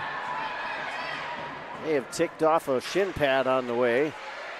Dawson keeps it alive. Here's St. Louis into the zone. Callhammer to the forehand. Her shot was blocked. Regrouping was Kubrikovic. Saints were able to pilfer it away momentarily. Stepping up is Dawson. Hobbs got it out, but lost her stick in the process. St. Louis back at her own blue line. Kicked into the zone by Callhammer. Saints have doubled up the shot differential, 19-8, but only lead by 1. Good step over from O'Leary. She's got 2 goals on the night, but putting in the work all over the rink. Kelso steps up and holds his own again. O'Leary from the circle. Stick handling around. A nifty pass over to Gillings. Backhanded back for Brennan. Now Gillings tried to push it towards the goal, but there was a defender right in front. Puck loose along the near side of the net. Gillings trying to shovel it towards the net. Didn't quite have the angle. That one ends up in behind the cage. Great pressure by Maryville. Yeah. 6:30 left to go here in the middle frame. That bouncing puck knocked down by O'Brien. She gets it over to the forehand. Just kind of pushes one towards goal. That was knocked away by the defender. Cooper takes a player down for the Bearcats. Stick. O'Brien is on it. Hassenfrost spits her around. Excellent shift by Maryville. I believe they had 2 different line change. 3. Here comes Cooper. She's got O'Brien. She shoots. Golf save. What an opportunity and what a great save by the Bearcat goaltender as the linesman takes a fall. Maybe he hit that hole, guys. Oh, yeah, I forgot about that. I forgot about that divot that was in the ice from the men's game a week ago. That was right around that area. But to your point, that's about where you want to put that shot, over the pad. Unfortunately, they've got a goaltender in Burke that catches with the right hand. You got to wonder if you've got a goaltender that catches with the left and the blockers there, maybe that's a different story. Yeah, not a ton of goaltenders with a right catch that we see all too often. Looking for the centering feed. They had Poisson here on the near side. It eventually finds her. Taps one around for Johnson. She's hauled down by Steinstra. Brooks steps over to it. Gives it back to McGowan. Long shot from the point. It was a seeing eyes shot, but Burke managed to find it. So after McKendree scored that 3rd goal, Maryville then responded. It's been all Maryville this second half of the second period. We just mentioned that shift that the team just had. I mean, they were hemming McKendree into their own zone, and it took, I would say, it felt like at least 2 minutes off the clock. 5:10 left in the period now. Saints are up by a goal thanks to 2 goals from Colleen O'Leary. Poisson and Callhammer sandwiched in between those 2 O'Leary goals. Bouncing puck held in by the Saints, and eventually it's tapped around Furbett. Gurwitz comes back, flings it off the dashers, and that's out of the reach of everybody.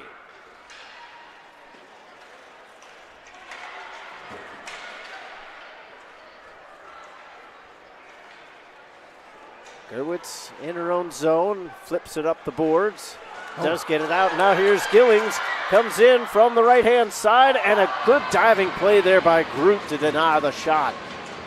Yeah, some good play all around the stick lift and then the back check. Both teams making some good plays here in the second period. Brennan was off balance, got a glove in her face just to kind of keep her away. O'Leary tried to play it through the wickets of the defender. Brennan hands it back. It's close to a high stick, but they're going to say that it wasn't. Now they scrum for it along the near side wall. And there's going to be a penalty out of that. McGowan touches it up, and it's going to be Gurwitz going on the high stick. Yeah, it looked like she was digging for the puck and then went to lift her stick up. I don't think it was anything intended. Right. Just a quick stick up high, and she'll head to the penalty box with 3:49 left to go here in the second period. So we're getting later in the second period. If McKendree can score a goal here, perhaps they grab that momentum heading into the third. There was little doubt about that one. You could hear the groan from the entire crowd as soon as the Bearcats player hit the ice. So they're on their third power play. They are 1 for 2 so far. There's Kubakovic, straightaway point. Near side it comes to Lannon. Kubakovic calling for it. Instead they go for the slap pass across the ice, and that found nobody. Stick handling around is Gorgievska Sharp. She finds it again. Kubakovic at the blue line. Long shot, and Cadrain saw it all the way. Yeah, if you're Maryville and you're seeing shots from the point, there was no one in front of the net for McKendree. If you're Cadrain, you'll take those all day long, especially if it's not low to the ice, whether it could be tipped or maybe ricochet off a shin pad or something to the likings of that. If you're Caitlin Cadrain, you love those shots. You can see them all the way. Gets her a little bit more work in this contest as she's faced 4 shots. Allowed 1 goal. Game was started by Sawyer Duncan. If you're just joining us, unfortunately she went out with an injury. Brooke Lannon carries around the corner. Still 1:10 left in the McKendree power play as Lannon is still on the puck. Kubakovic gives it over to Gorgievska Sharp on the circle. Stick handles right into Dawson, but Dawson cannot clear. Now the Maryville defense scrambling. Puck came up to the blue line, but no further. Kubakovic with the one-timer. Got underneath it. Took the 7-iron, needed the 3. And then the shot from Gorgievska Sharp ends up right into the glove of Cadrain.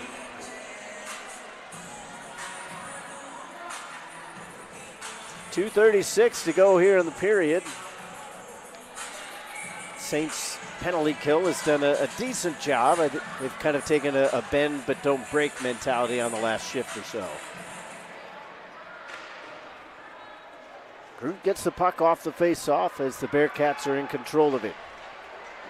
Carl Hemmer says, "I'll take that," and clears it out.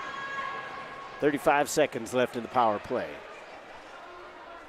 Shots are 23-11 in favor of Maryville, but the score is 4-3. Up the ice comes Jeffers, hits the brakes. Straightaway point Groot, far circle. Shot was blocked hard off the shin pad of McGowan. 5 seconds left in the power play. Groot comes up the middle into the high slot, dishes off. Hassenfratz spins it back. It ends up to Jeffers. Open player along the near circle. Good pad save, and then Carl Hemmer will clear, and we're back to 5-on-5. Oh. Technically, that's the right call. It was back to 5-on-5. Get out of here, Todd. Before the clearance, but I mean, that's it's a bit technical. 1:35 left to go here in the period. 1-goal game.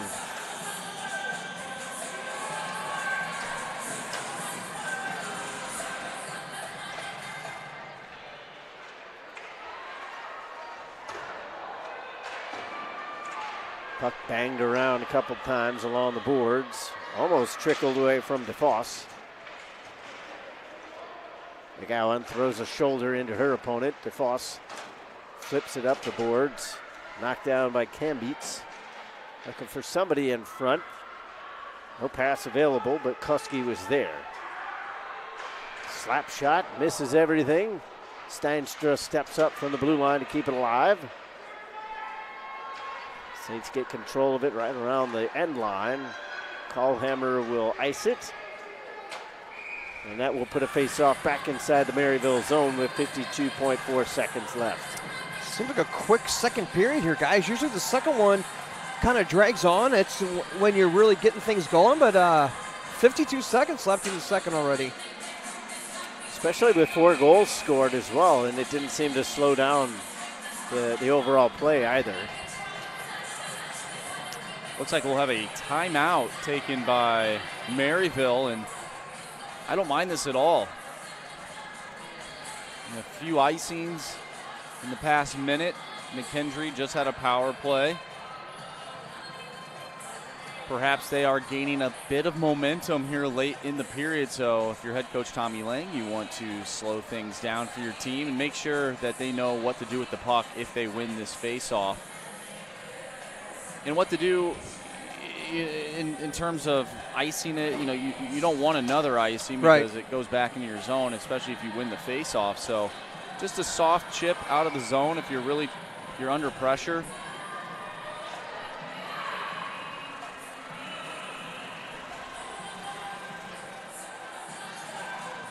Saints come out of that timeout, though, with their top line, Johnson, Poisson, and Brooks. Dawson and Gurwitz on the defensive side.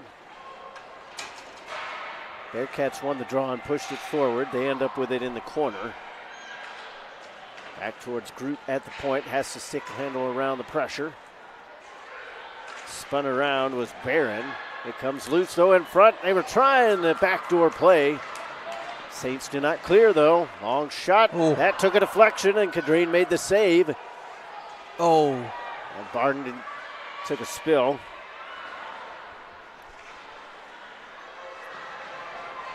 Bearcats did a good job, though, to hold it in here in the final minute. 15 seconds left now. They flip it out to center. Poisson was cherry picking just a little bit. Now here's Johnson with some space. She shoots. She scores!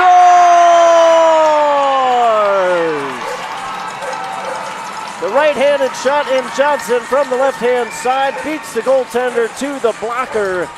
And the Saints are likely to go into the intermission up by 2. I mentioned a late goal can send you into the locker room with a ton of momentum. McKendree really needed that momentum to tie this game and take it into the third period. But what a goal here with only 3.4 seconds by the Saints. Just get the puck out of the zone, a fluttering puck, anything can happen. And the Saints capitalize. So a calm play there by Sydney Poisson. She was heading up the ice a little bit. The pass was just kind of behind her, but she ended up taking up all the defenders' efforts. It squirted loose. Johnson came in with space and made no doubt about it. Wow, what an ending there, fellas. Yeah. I mean, I was not expecting that. No, Emma cleared it from her own goal line. And a hard-fought battle right here at center ice puts Maddie Johnson on a breakaway. And it's a 5-3 game. I mean, like you said, Marcia, you never know what can happen, and look at that. So the tables turned and then turned again several times in that second period. An entertaining period of play with several goals scored, and the Saints come out on top with a score of 5-3 after 40 minutes of play. We'll take a break. When we come back, we'll discuss things in our second intermission. This is Maryville Saints hockey. St. Louis has a great history of sports. We love our baseball. Baseball is nuts. It's crazy here. When we go back to St. Louis, we got to see the Cardinals play or the Blues. St. Louis has such a rich history of soccer. This city is ready for an MLS team. It's really such a sports city, and you have to just experience the environment. That's what makes St. Louis such a special place.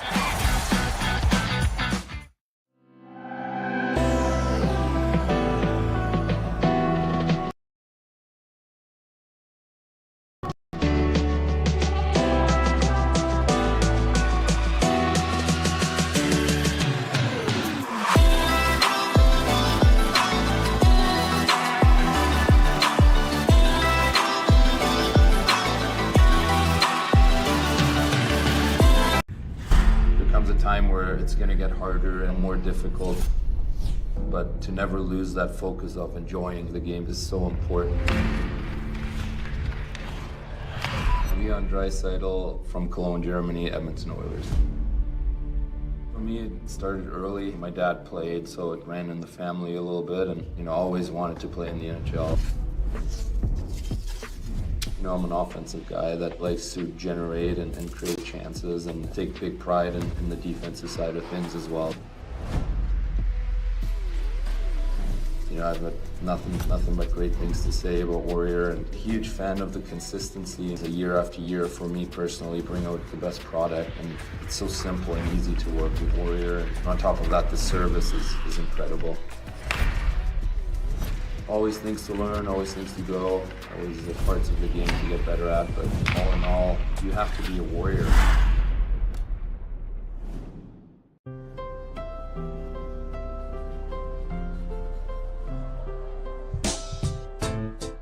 Unforgettable moments can happen anytime, anywhere. When we sit down and have a meal, the simplest joys turn into magic. All it takes is good company, great food, and a nice cold Coca-Cola. That's a recipe for magic. To get more out of your engine, demand more from what you put into it. Go the distance with Schaefer Racing. Supreme 7000 Synthetic Plus Racing Oil. Penetro 90. Molly Ultra Grease. Schaefer, the choice of home track heroes.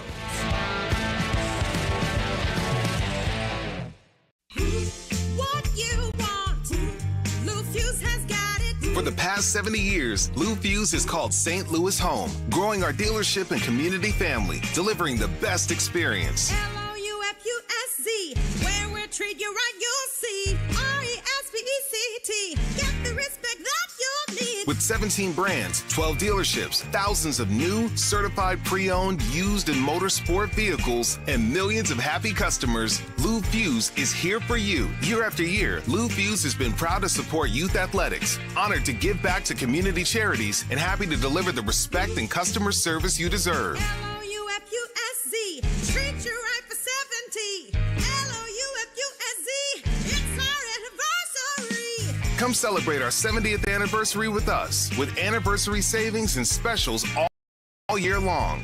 And everyone gets the Fuse Family Promise, including warranties on new and Fuse certified vehicles, a money-back guarantee, and exchange policy. L-O-U-F-U-S-Z, where we treat you right, you'll see. Hello everyone, I hope you've had a great summer. As the school year gets started across the country, we're excited to also welcome you back to another great season of hockey. Thanks for being a part of the USA Hockey family. I want you to know that our volunteers and our staff work every single day as hard as they can to make sure hockey is the best sports experience in every community in our country. Within USA Hockey, you're part of an organization that's a world leader in development, safety, fun, and success, and one that is committed to fostering a welcoming environment for all by building a diverse, equitable, and inclusive game. Hockey is played in thousands of communities across our entire country. Please join me in keeping the momentum going by inviting at least one new person to get involved with hockey this year. It doesn't matter if it's someone who wants to play, coach, officiate, volunteer, or just be a fan. We're excited about sharing the joy our sport brings with as many people as possible. I would also like to offer a friendly reminder to make sure that respect is top of mind every time you enter the rink or take to the ice for a game or practice this season. That includes making sure that we never use hateful or discriminatory language, as it has absolutely no place in our game or in our society. It's on all of us to make sure that we respect the game, including playing within the rules, treating officials with respect, giving our best, and being a good teammate. In the end, hockey is about fun, so let's make sure we never lose sight of that. Here's to a great season ahead, one filled with friendship, respect, success, and most of all, plenty of smiles.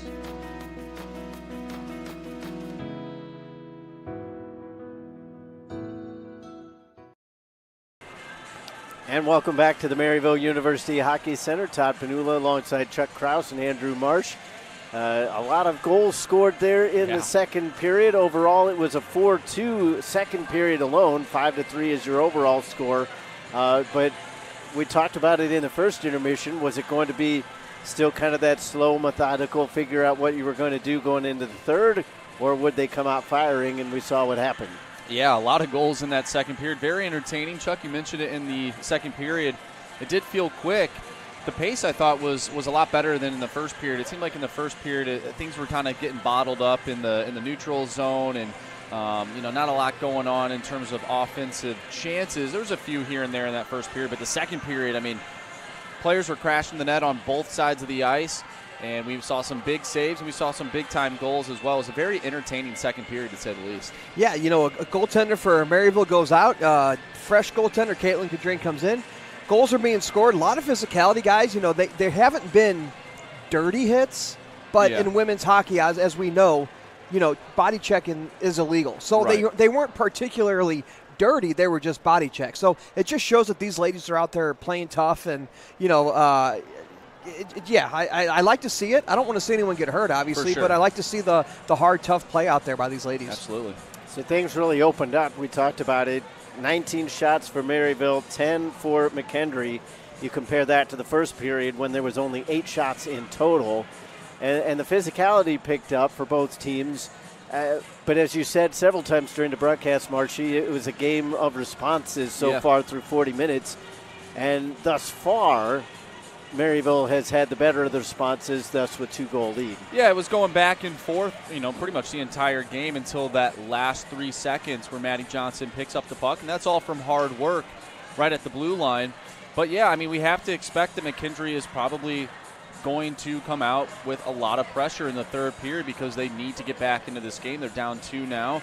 We know the 2-goal lead is the hardest lead to keep in hockey. Mm-hmm. Some wise person once said that. But it's true, though. If you head into this third period and you're not sharp right off the gate, it could be a 1-goal game really quick. Yeah, McKendree really wants to take the weekend, from Maryville. So they're down 2. They're going to come out hard. Yeah. And as you said, Marshy, a lot of scoring. Colleen O'Leary gets 2. Maddie Johnson at the end, she decides to jump on the love boat and get that goal in there. So 3.4 seconds left. So it's just, like I said, everything's going to open up, I think, for McKendree. They're really going to put a push to the Saints in this third period. So the Saints having a 2-goal lead. I'm still loving that love boat reference there. Captain Stubing over there. Oh, boy. So we'll take a break. When we come back, we'll have the puck drop here on the third period of play between the Saints and the Bearcats. Maryville has a 5-3 lead. Keep it right here on the Maryville Saints Hockey Network.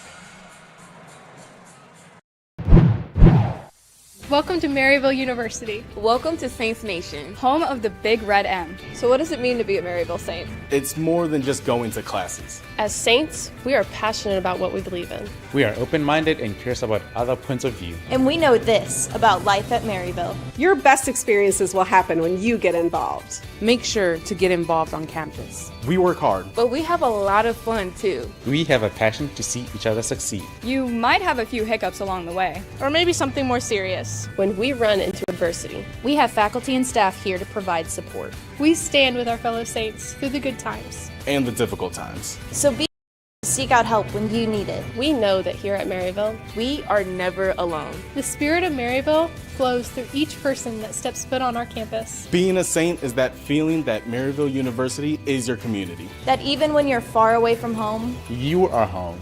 We're on this journey together. We are Maryville University. One team, one family.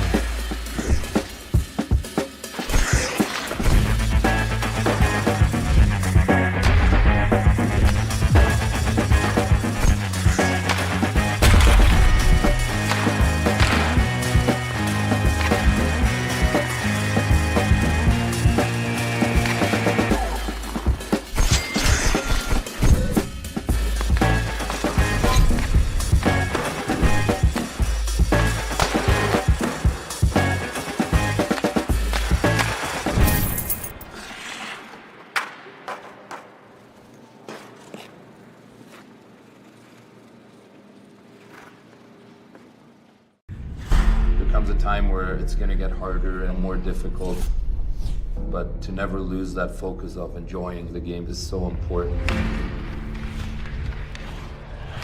Leon Dreisaitl from Cologne, Germany, Edmonton Oilers.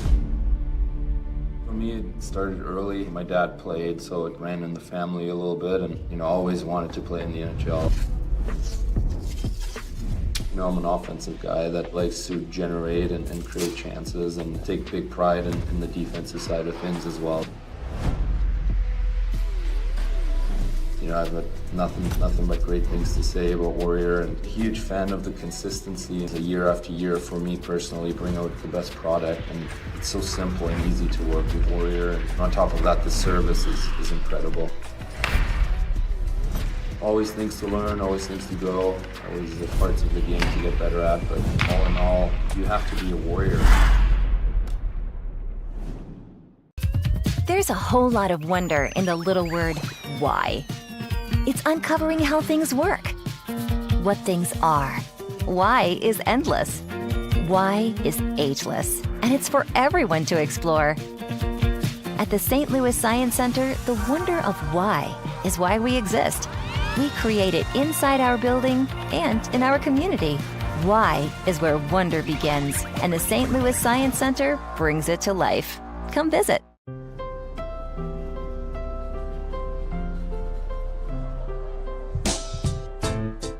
Unforgettable moments can happen anytime, anywhere. When we sit down and have a meal, the simplest joys turn into magic. All it takes is good company, great food, and a nice cold Coca-Cola. That's a recipe for magic.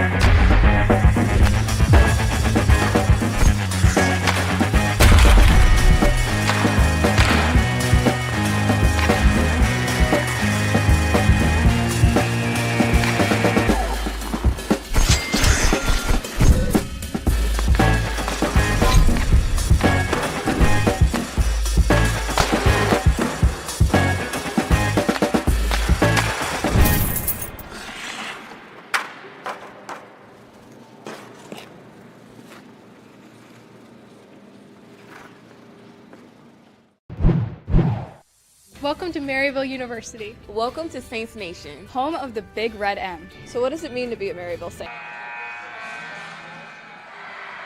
And welcome back. We're just about set to drop the puck here on the third period from the Maryville University Hockey Center. With the home team Saints leading by 2, 5-3 is your score. A lot of power play goals in that second period. Poisson and Callhammer got the power play tallies for Maryville. Hassenfratz with a power play score of her own for the Bearcats to keep them in the contest. And that actually tied the game back at 6:27 of the second period, but it was O'Leary and Johnson to score after that for Maryville to give them their 2-goal cushion heading into the final period of regulation. Gurwitz stepped up, got a piece of the putt, but Koski sent it down the ice, and that'll be an icing call 16 seconds into the third frame. So, Todd, what did you have for breakfast this morning? I had a Kodiak cup. Okay. Nice. Hit the gym this morning? No, I get off on the weekend now. Okay. Got to recover every now and then. Puck comes on around. Kelsel tried to step up. Bearcats come out with it. A bump there. Good back check. Elle Rutherford. Small but mighty there, Todd. Using her speed and leverage to keep the opponent again away from the puck. You said you had a Kodiak cup? Yeah. Was that like a coffee cup? No, it's basically like a brownie in a mug, except it's a paper cup, and it's supposedly healthy. I doubt it is, but it tastes all right. Well, that's all that matters. It's got protein. That's what I'm looking for. Shot went wide. Brooks able to track it down in the corner. Centering, they were looking for Johnson. Got her on the backhand, but it didn't settle down. Shot from the far side was blocked as Dawson put it right into a shin pad. 90 seconds gone here in the third. Bearcats have it in behind their own cage. Dawson slaps it right back into the offensive zone. Saints are going to change their lines. Jeffers comes up the near wall and had the puck just kind of slip away from her. O'Leary backhands it up into the neutral zone. Smothers on it for the Bearcats. O'Leary pilfers it back. Burke just kind of waffle boards it over into the near side. Bouncing puck. Taken down by Gillings. Furbett with a shot. That's off the toe of the goaltender. Slammed back in behind the net. Gillings leaves it. Brennan was spun around. Bearcats take control. McKendree comes out with a little bit of speed. Lannon comes into the zone and just flings it around as she heads off on a change. Smothers was disrupted as Gurwitz got a piece of the puck. Blowing a tire there is O'Leary. Furbett trying to get back into position. Barron tossed it back off the end wall. Groot was calling for it. Instead, they put it into the corner. Cadrain guides it over to the far boards. Groot back at her own blue line. Partial change for both teams. Groot ran into a wall of Saints as she crossed the blue line. Kicked around by Gorgievska Sharp. Gurwitz lost it. Groot slams it over to the far side. Gorgievska Sharp takes it off the boards. Stick handles around two Maryville players. Heading to the ice was Cambeats after she got a shot off. Sounds like a band name, Todd. Wall of Saints, you know? Maybe you should start one. I don't think that's in Chuck's repertoire. Ladies and gentlemen, coming to Scott Trade Center, Wall of Saints. He's hitting the high notes during the intermission. He was. Here comes Groot on her off wing, shot off the blocker. Gorgievska Sharp puts it back across the green, and that goes wide.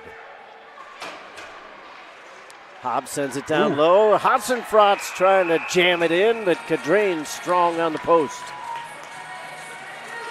It looked like she was celebrating there for a second. I thought it may have slipped in, but she got a glove knocked off and was just getting out of the middle of the scrum. And Chuck, I hope you know I'm joking because, Todd, you might not know this. Chuck used to be in a band. We were. We toured the country, signed a record label, shot a music video in Hollywood. We did it all. Todd's looking at me like, what? And that is actually the truth. So we'll talk about it later, Todd. You can never tell with you. I know. I can tell by the look on your face. I don't know if he's. You can just rattle this stuff off like it's nobody's business. You never know if I'm being serious either. That's true. We should have like a code word, like before we say something like truthful, like flower pot. Oh, here comes the truth, you know? Well, that takes the fun out of it. It does. Into the zone for Barnden. Put it blindly across the ice. Nobody home there for the Bearcats. You said blindly. The name of my band was Blinded Black. It's all coming together, Todd. The universe is a funny thing. It was meant to be. We had to discuss it tonight. I don't know if I believe you. Didn't say flower pot. Here comes Maddie Johnson up the near wing, trying to charge around DeFoss. Still on her forehand. Handed it off, and then there's a collision. Poisson plays it back for Brooks. His body's falling left and right. Kelsel throws a little bit of an elbow. Gets as good as she gave. Poisson jabs it loose into the circle, but the Bearcats take control. Here is Painter as she twists it around the boards. 5.5 gone here in the third period. And there's a big collision as Johnson steps up again. That's the second time that she's put one of the Bearcats on their rear end. And that's going to send Painter to the bench, and she's a little bit shaken up. Yeah, Mandy Johnson holding her ground, fellas. Shades of Cole Mudra. Just stepping up and What putting the a opponent reference. down. What a reference. I love that, Todd. Yeah, Cole Mudra known for, I guess you could call it the reverse hit. He was so solid. Although he would just dump the puck in, and if someone tried to hit him, he would just keep skating right over him. Bouncing puck back and forth. Now here's Brooks in the high slot, and it was swept away by the defender. One move too many. Back out towards center. McGowan drops it for Dawson. Rink wide, it comes to Brennan as she cuts back towards the wing from the middle. Shot towards the blocker side. Bobbled a little bit, but Burke will ultimately hold on. 13:25 to go here in the third. Shots are 25-16. So the Saints being outshot 3-1 so far here in the period.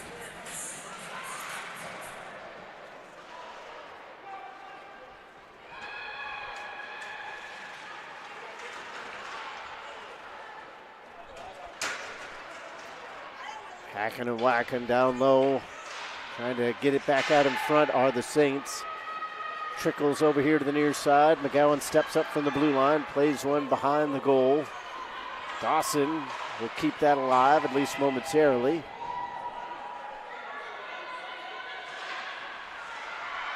Saints doing a good job to hold it in, but spending a lot of energy going back and forth across the zone. Gillings took a spill down around the corner. Gets up and digs in. 12:40 to go here in the third. Time is not on the side of the Bearcats as they charge up onto the offensive end. Slap shot, ramps off a stick, stays in play though.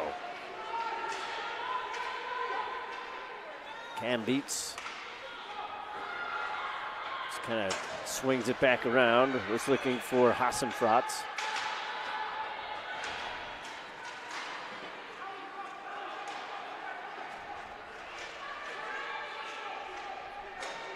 Puck was loose in the skates. Cambeats sends it up the wall, and the Saints clear it right back out. Both teams finishing off line changes. Argyropoulos lifted the stick. Gurwitz sent it back into the offensive zone. Gurwitz does it again. Furbett handles the bouncing puck. Close to too many men on the ice there. Groot came off the bench. A trickler over towards the far corner. It's flung back over here towards the near side. Possession, a precious commodity here in the last couple minutes as it just kind of pinballs back and forth. You know, Maryville's making it very difficult for McKendree. They're sticking on them. They're forechecking hard. And like I just said, they're making it hard for McKendree to get any chance to get down by Caitlin Cadrain. Here comes Barnden. Partial 2-on-1. Gets it across, and then the shot ended up trickling back across the other way. Put that directly towards the near post from the shooter's advantage. And maybe that goes in. Instead, it went harmlessly across the top of the crease. The shot ends with a stick save. That was Cooper on the drive towards the net. On the clearance, it's gloved down by Rutherford as she comes back in, digs in along the wall.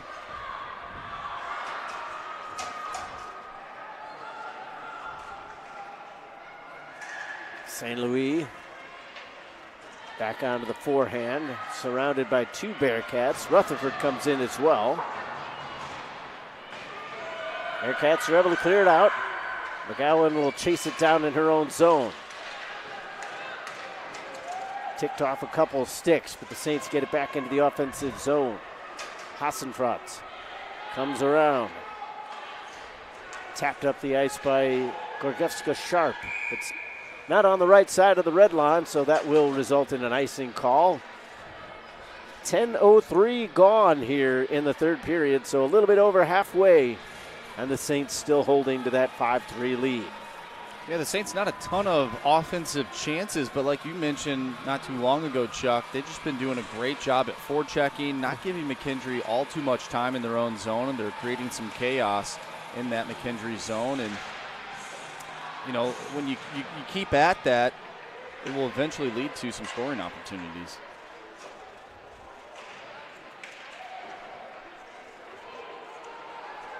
So to your guys' point, it doesn't seem like the Saints are overly concerned with getting any more goals, but they are digging in and winning the battles. Yeah, puck possession is the most important thing now, which is what they've been doing great at. 9:25 to go in the period. Gorgievska sharp bumps Johnson from behind. It's loose along the side of the goal. Burke just kind of left it there. Blocker save on the long shot from outside the blue line. Bearcats get it in the offensive zone, but not under control.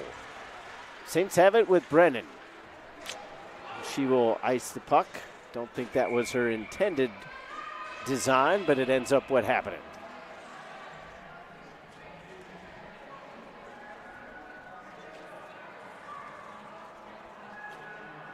So the Saints not getting too much offensively in this period, but defensively they've managed to shut down McKendree pretty well. They've only allowed 5 shots to a team that's got to be desperate to get on the board somehow. Yeah, quite a different game than we saw last night when they were at McKendree. Trying to go cross ice, but it exploded off the stick of Brown. Saints get it back into the offensive zone. Jeffers flings it around. Saints on the forecheck. Almost a triangle around the puck. Barnden lost control of it in the neutral zone. Saints get it up. Gillings was able to get a stick to that, but she still wasn't across the red line. So 8:17 left after the icing.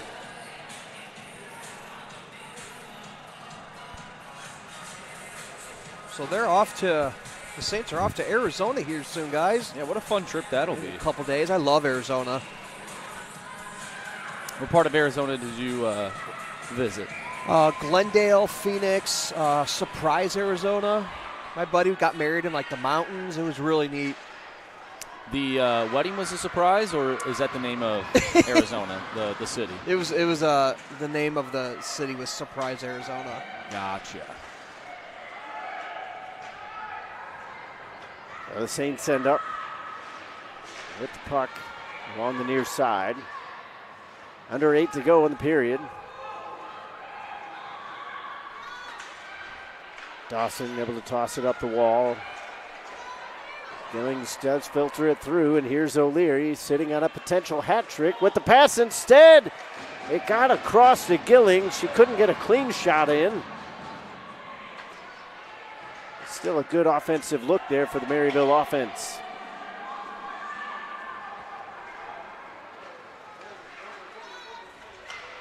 Saints put it up the near side wall. Not touched, but they wave off icing. Yeah, this near side linesman said it was tipped, even though I'm not sure if it was. Bearcats get it up through the neutral zone, and here comes Hassenfrott. She's already got a goal, but hard to outduel Emma Gurwitz. Emma G. DeFrost with a little kick save there as the Saints couldn't clear it out of the zone. Kubakovic had it roll over her stick.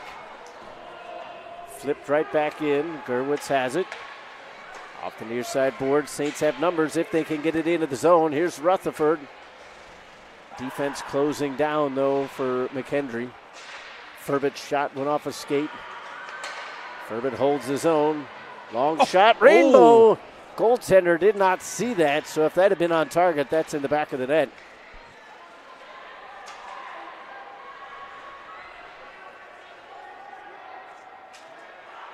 Bodies down on the ice. St. Louis gets back up to her feet. Near side, Furbit winds, fires. That got through. Ends up over in the far corner. 6 minutes and change left. Furbin holds it again. It's the Saints picking up the pressure here offensively. Bearcats get it out. They need a change. Dawson to Callhammer off the wall. Fans on it. Groot comes in. She's going to carry, trying to get it into the slot. Too many defenders in her way for that. Now the shot out, ticked off a stick from Jeffers. Brooks heads the other way. Defender is down, gets back up. Cloutier trying to chase it down. Brooks puts it into the mixer, looking for Poisson. Johnson will chase it down along the half wall. Again. And she throws another hit. Maddie just keeping her feet. I mean, that's exactly how you play hockey there, too, guys. I mean, you just run through your opponent, and that's exactly what Maddie's doing. It's the third time this game she has out-muscled her opponent. And that was well-timed. I mean, I don't want to be in her head too much, but the way she played that, I think she wanted to go for the hit, and she just waited for the puck to kind of come over there, and it's like, oh, now I can do it. Here's Gorgievska-Sharp coming in on the near wing, back to the forehand. Tried to flip one in front. Everybody's tied up so far. Now it's a scramble. The puck is loose about 3 feet away from the hash marks. 4:55 left in the period. They put it in, and it's finally covered up by Cadrain as skates come into the face of the goaltender. 4:48 left to go here in the third, and the Saints still hold that 2-goal lead.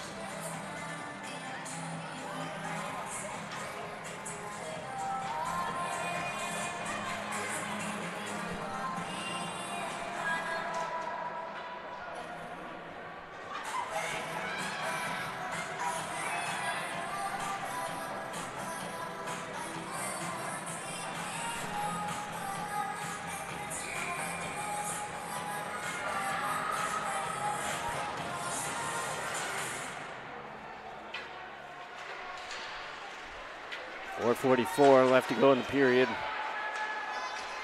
That one almost ended up as a backdoor play as they were looking for Hobbs. Saints have got to be careful here. There's plenty of time left. Don't want to settle in defensively too much. Now O'Leary trying to scrape it off the wall. She's tied up. She gets an elbow to the face. Shot from the far side ends up with a glove save for Cadrain. Groot flings it back around the wall. Hobbs will chase it down. 4:05 left to go in the period. Hobbs trying to tie it up along the dashers. Kept it alive in the skates. Now she's getting off on a change. McGowan has it.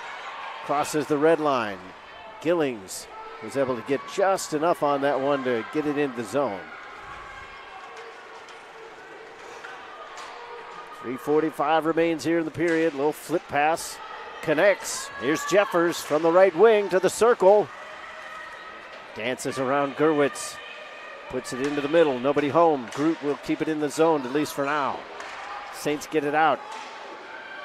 Dangerous there as St. Louis was going on her backside to the ice. Almost caught a knee from Barron. Wouldn't have been intentional, but still would have been unwelcome play, especially after the Saints have already had 2 players get battered in this game.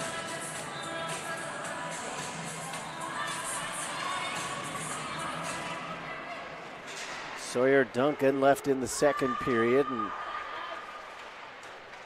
also shaken up earlier in the contest was Haley Iverson, and I don't believe we've seen her back since either.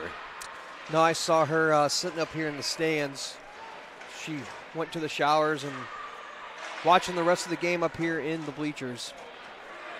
So Maryville a little bit shorthanded, but they're up by 2. As that one takes an odd hop off one of the partitions and went right back towards the shot direction. 2:50 left in the third period. Tapped in by Jeffers to avoid an icing call. Saints will chase it down. Johnson threw it off the near side boards. Groot's shot was sticked away. Johnson stepped up and took Groot out. Number 4 for Maddie Johnson. Yeah, that one probably should have been a call, but the linesmen aren't allowed to make calls, so the official was not paying attention to that follow-through. No. His eyes were on the puck down the far side corner, so perhaps she gets away with that one. Call that a savvy veteran play. 2:20 left to go in the period. Shots are 28-19 in favor of Maryville, as we're going to get a timeout taken by Derek Pallardy and the Bearcats. So Chuck, if you're Coach Lang, what are you telling your team right now with 2:20 remaining? You're up by 2. For the most part, you've controlled the third period, but what do you say to the squad? Yeah, you know McKendree's going to come at you. Keep your composure. Get the puck possession. Make sure you have great puck possession so McKendree doesn't really have the chance to do much. But keep your composure, play your game, and make sure the puck stays down in McKendree's zone. You know they're coming. You know they're going to make that final rush at you. Down by 2. 2 minutes and 20 seconds left to go in the game. Also, I think with the goalie potentially being pulled here, down by 2, 2 minutes and some change, if the puck does find its way into the Maryville zone, you don't necessarily need to fire for an empty net. I know it looks nice. Looks like we have a equipment malfunction here, fellas. Did her blade come off her skate? Yeah. Sure did.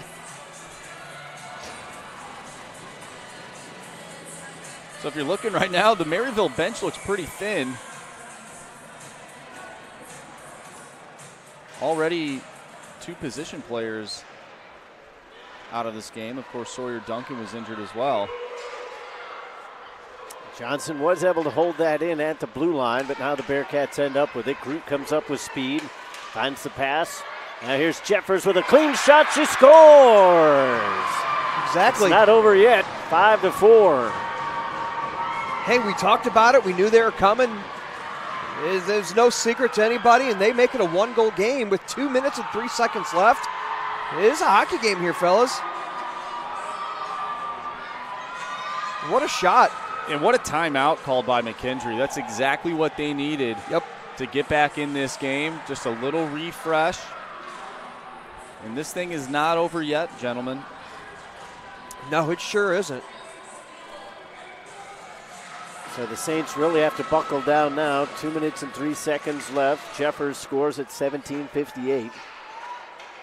I guess that'd be 17:57. Groot, who got the assist on the goal, has the puck now.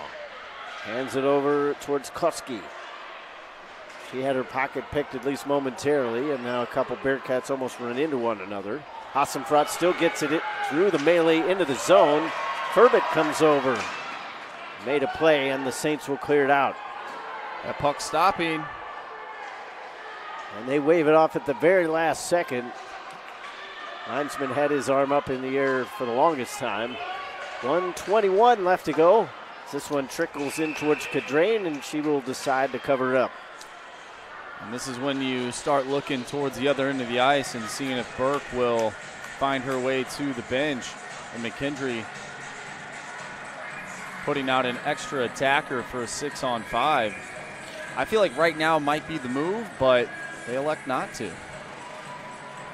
Yeah, but you're right. I mean, you can go back and forth because as we know, goal differentials, it means something in the ACHA, and we also see how Coach Hogan doesn't like pulling the goalie, for the men's D1. So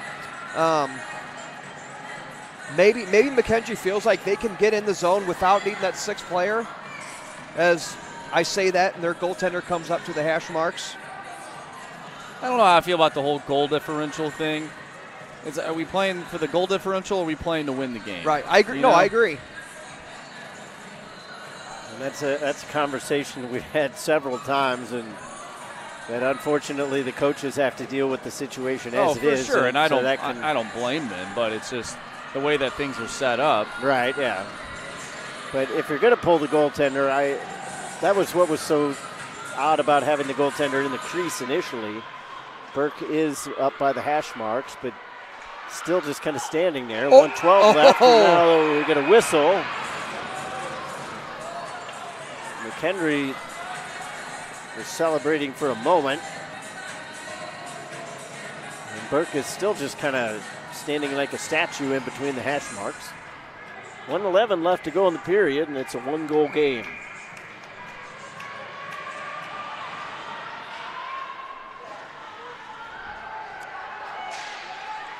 Burke still on the ice. Cadrain will cover it up again as there's collisions left and right. Barnden was taken down along the side of the net, and then I believe that's Dawson took a spill for Maryville closer to the corner. That's tough. There's a minute left. If you're a ref, you don't necessarily want to make that call with a one-goal game. And now it is going to be 6-on-5 with a minute 4 left to go. One score as Maryville leads 5-4. An important face-off won by the Bearcats. Gurwitz was able to steal it momentarily. Hassenfratz takes it right back.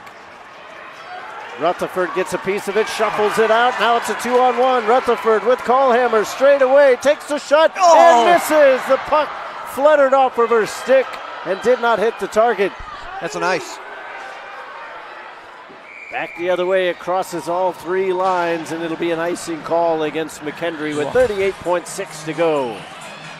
With the game on your stick, Callhammer, like you said, it fluttered, Todd. She thought she had it, you know. She lifted the leg, she took the shot, but the puck fluttered at the last second.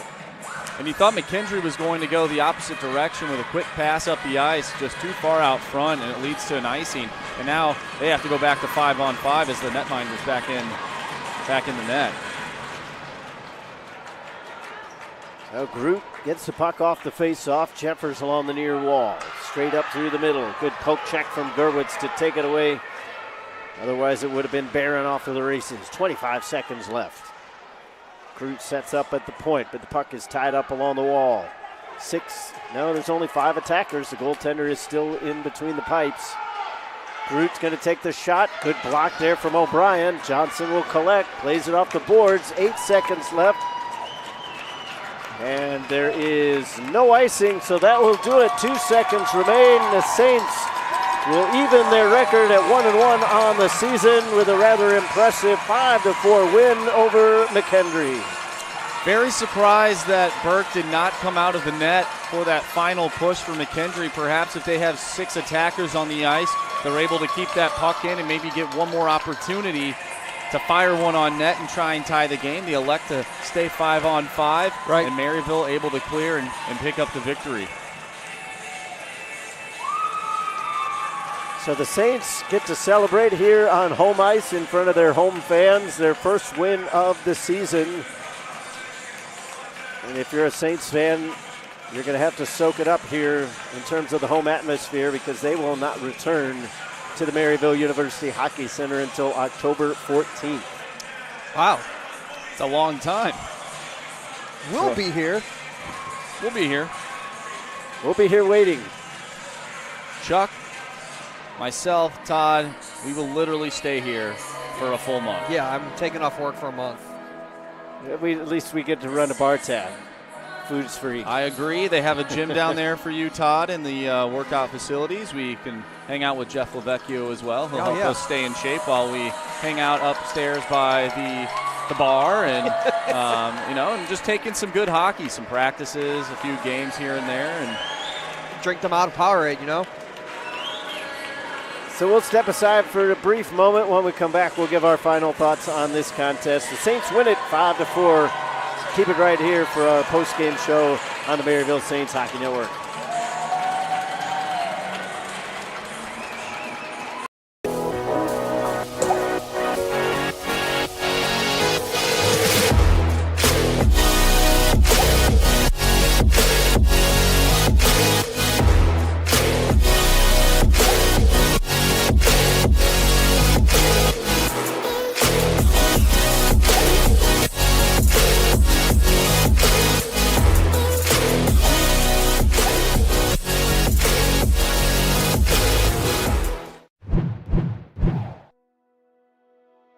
Hey everyone, I'm Pepe and I'm excited to show you today Hilltop Apartments. Come with me. We're in Elm. This is one of our 5 apartment buildings, and right now we're gonna take a look at our 4-person apartment. Hey, my name's Drew. This is our 4-bedroom apartment. As you first enter our apartment, we've got the living room. Maryville provides a couch, coffee table, and this chair. We added some of our own decorations, and they also provide this cable TV hookup. And we brought this couch ourselves just to make the room feel more homey.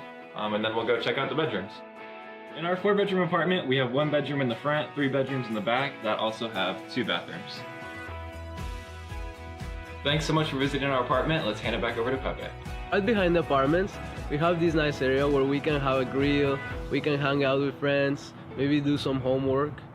And then we also have a laundry room where we can do our laundry for free. Thank you for touring Hilltop Apartments with me. I hope to see you in campus soon.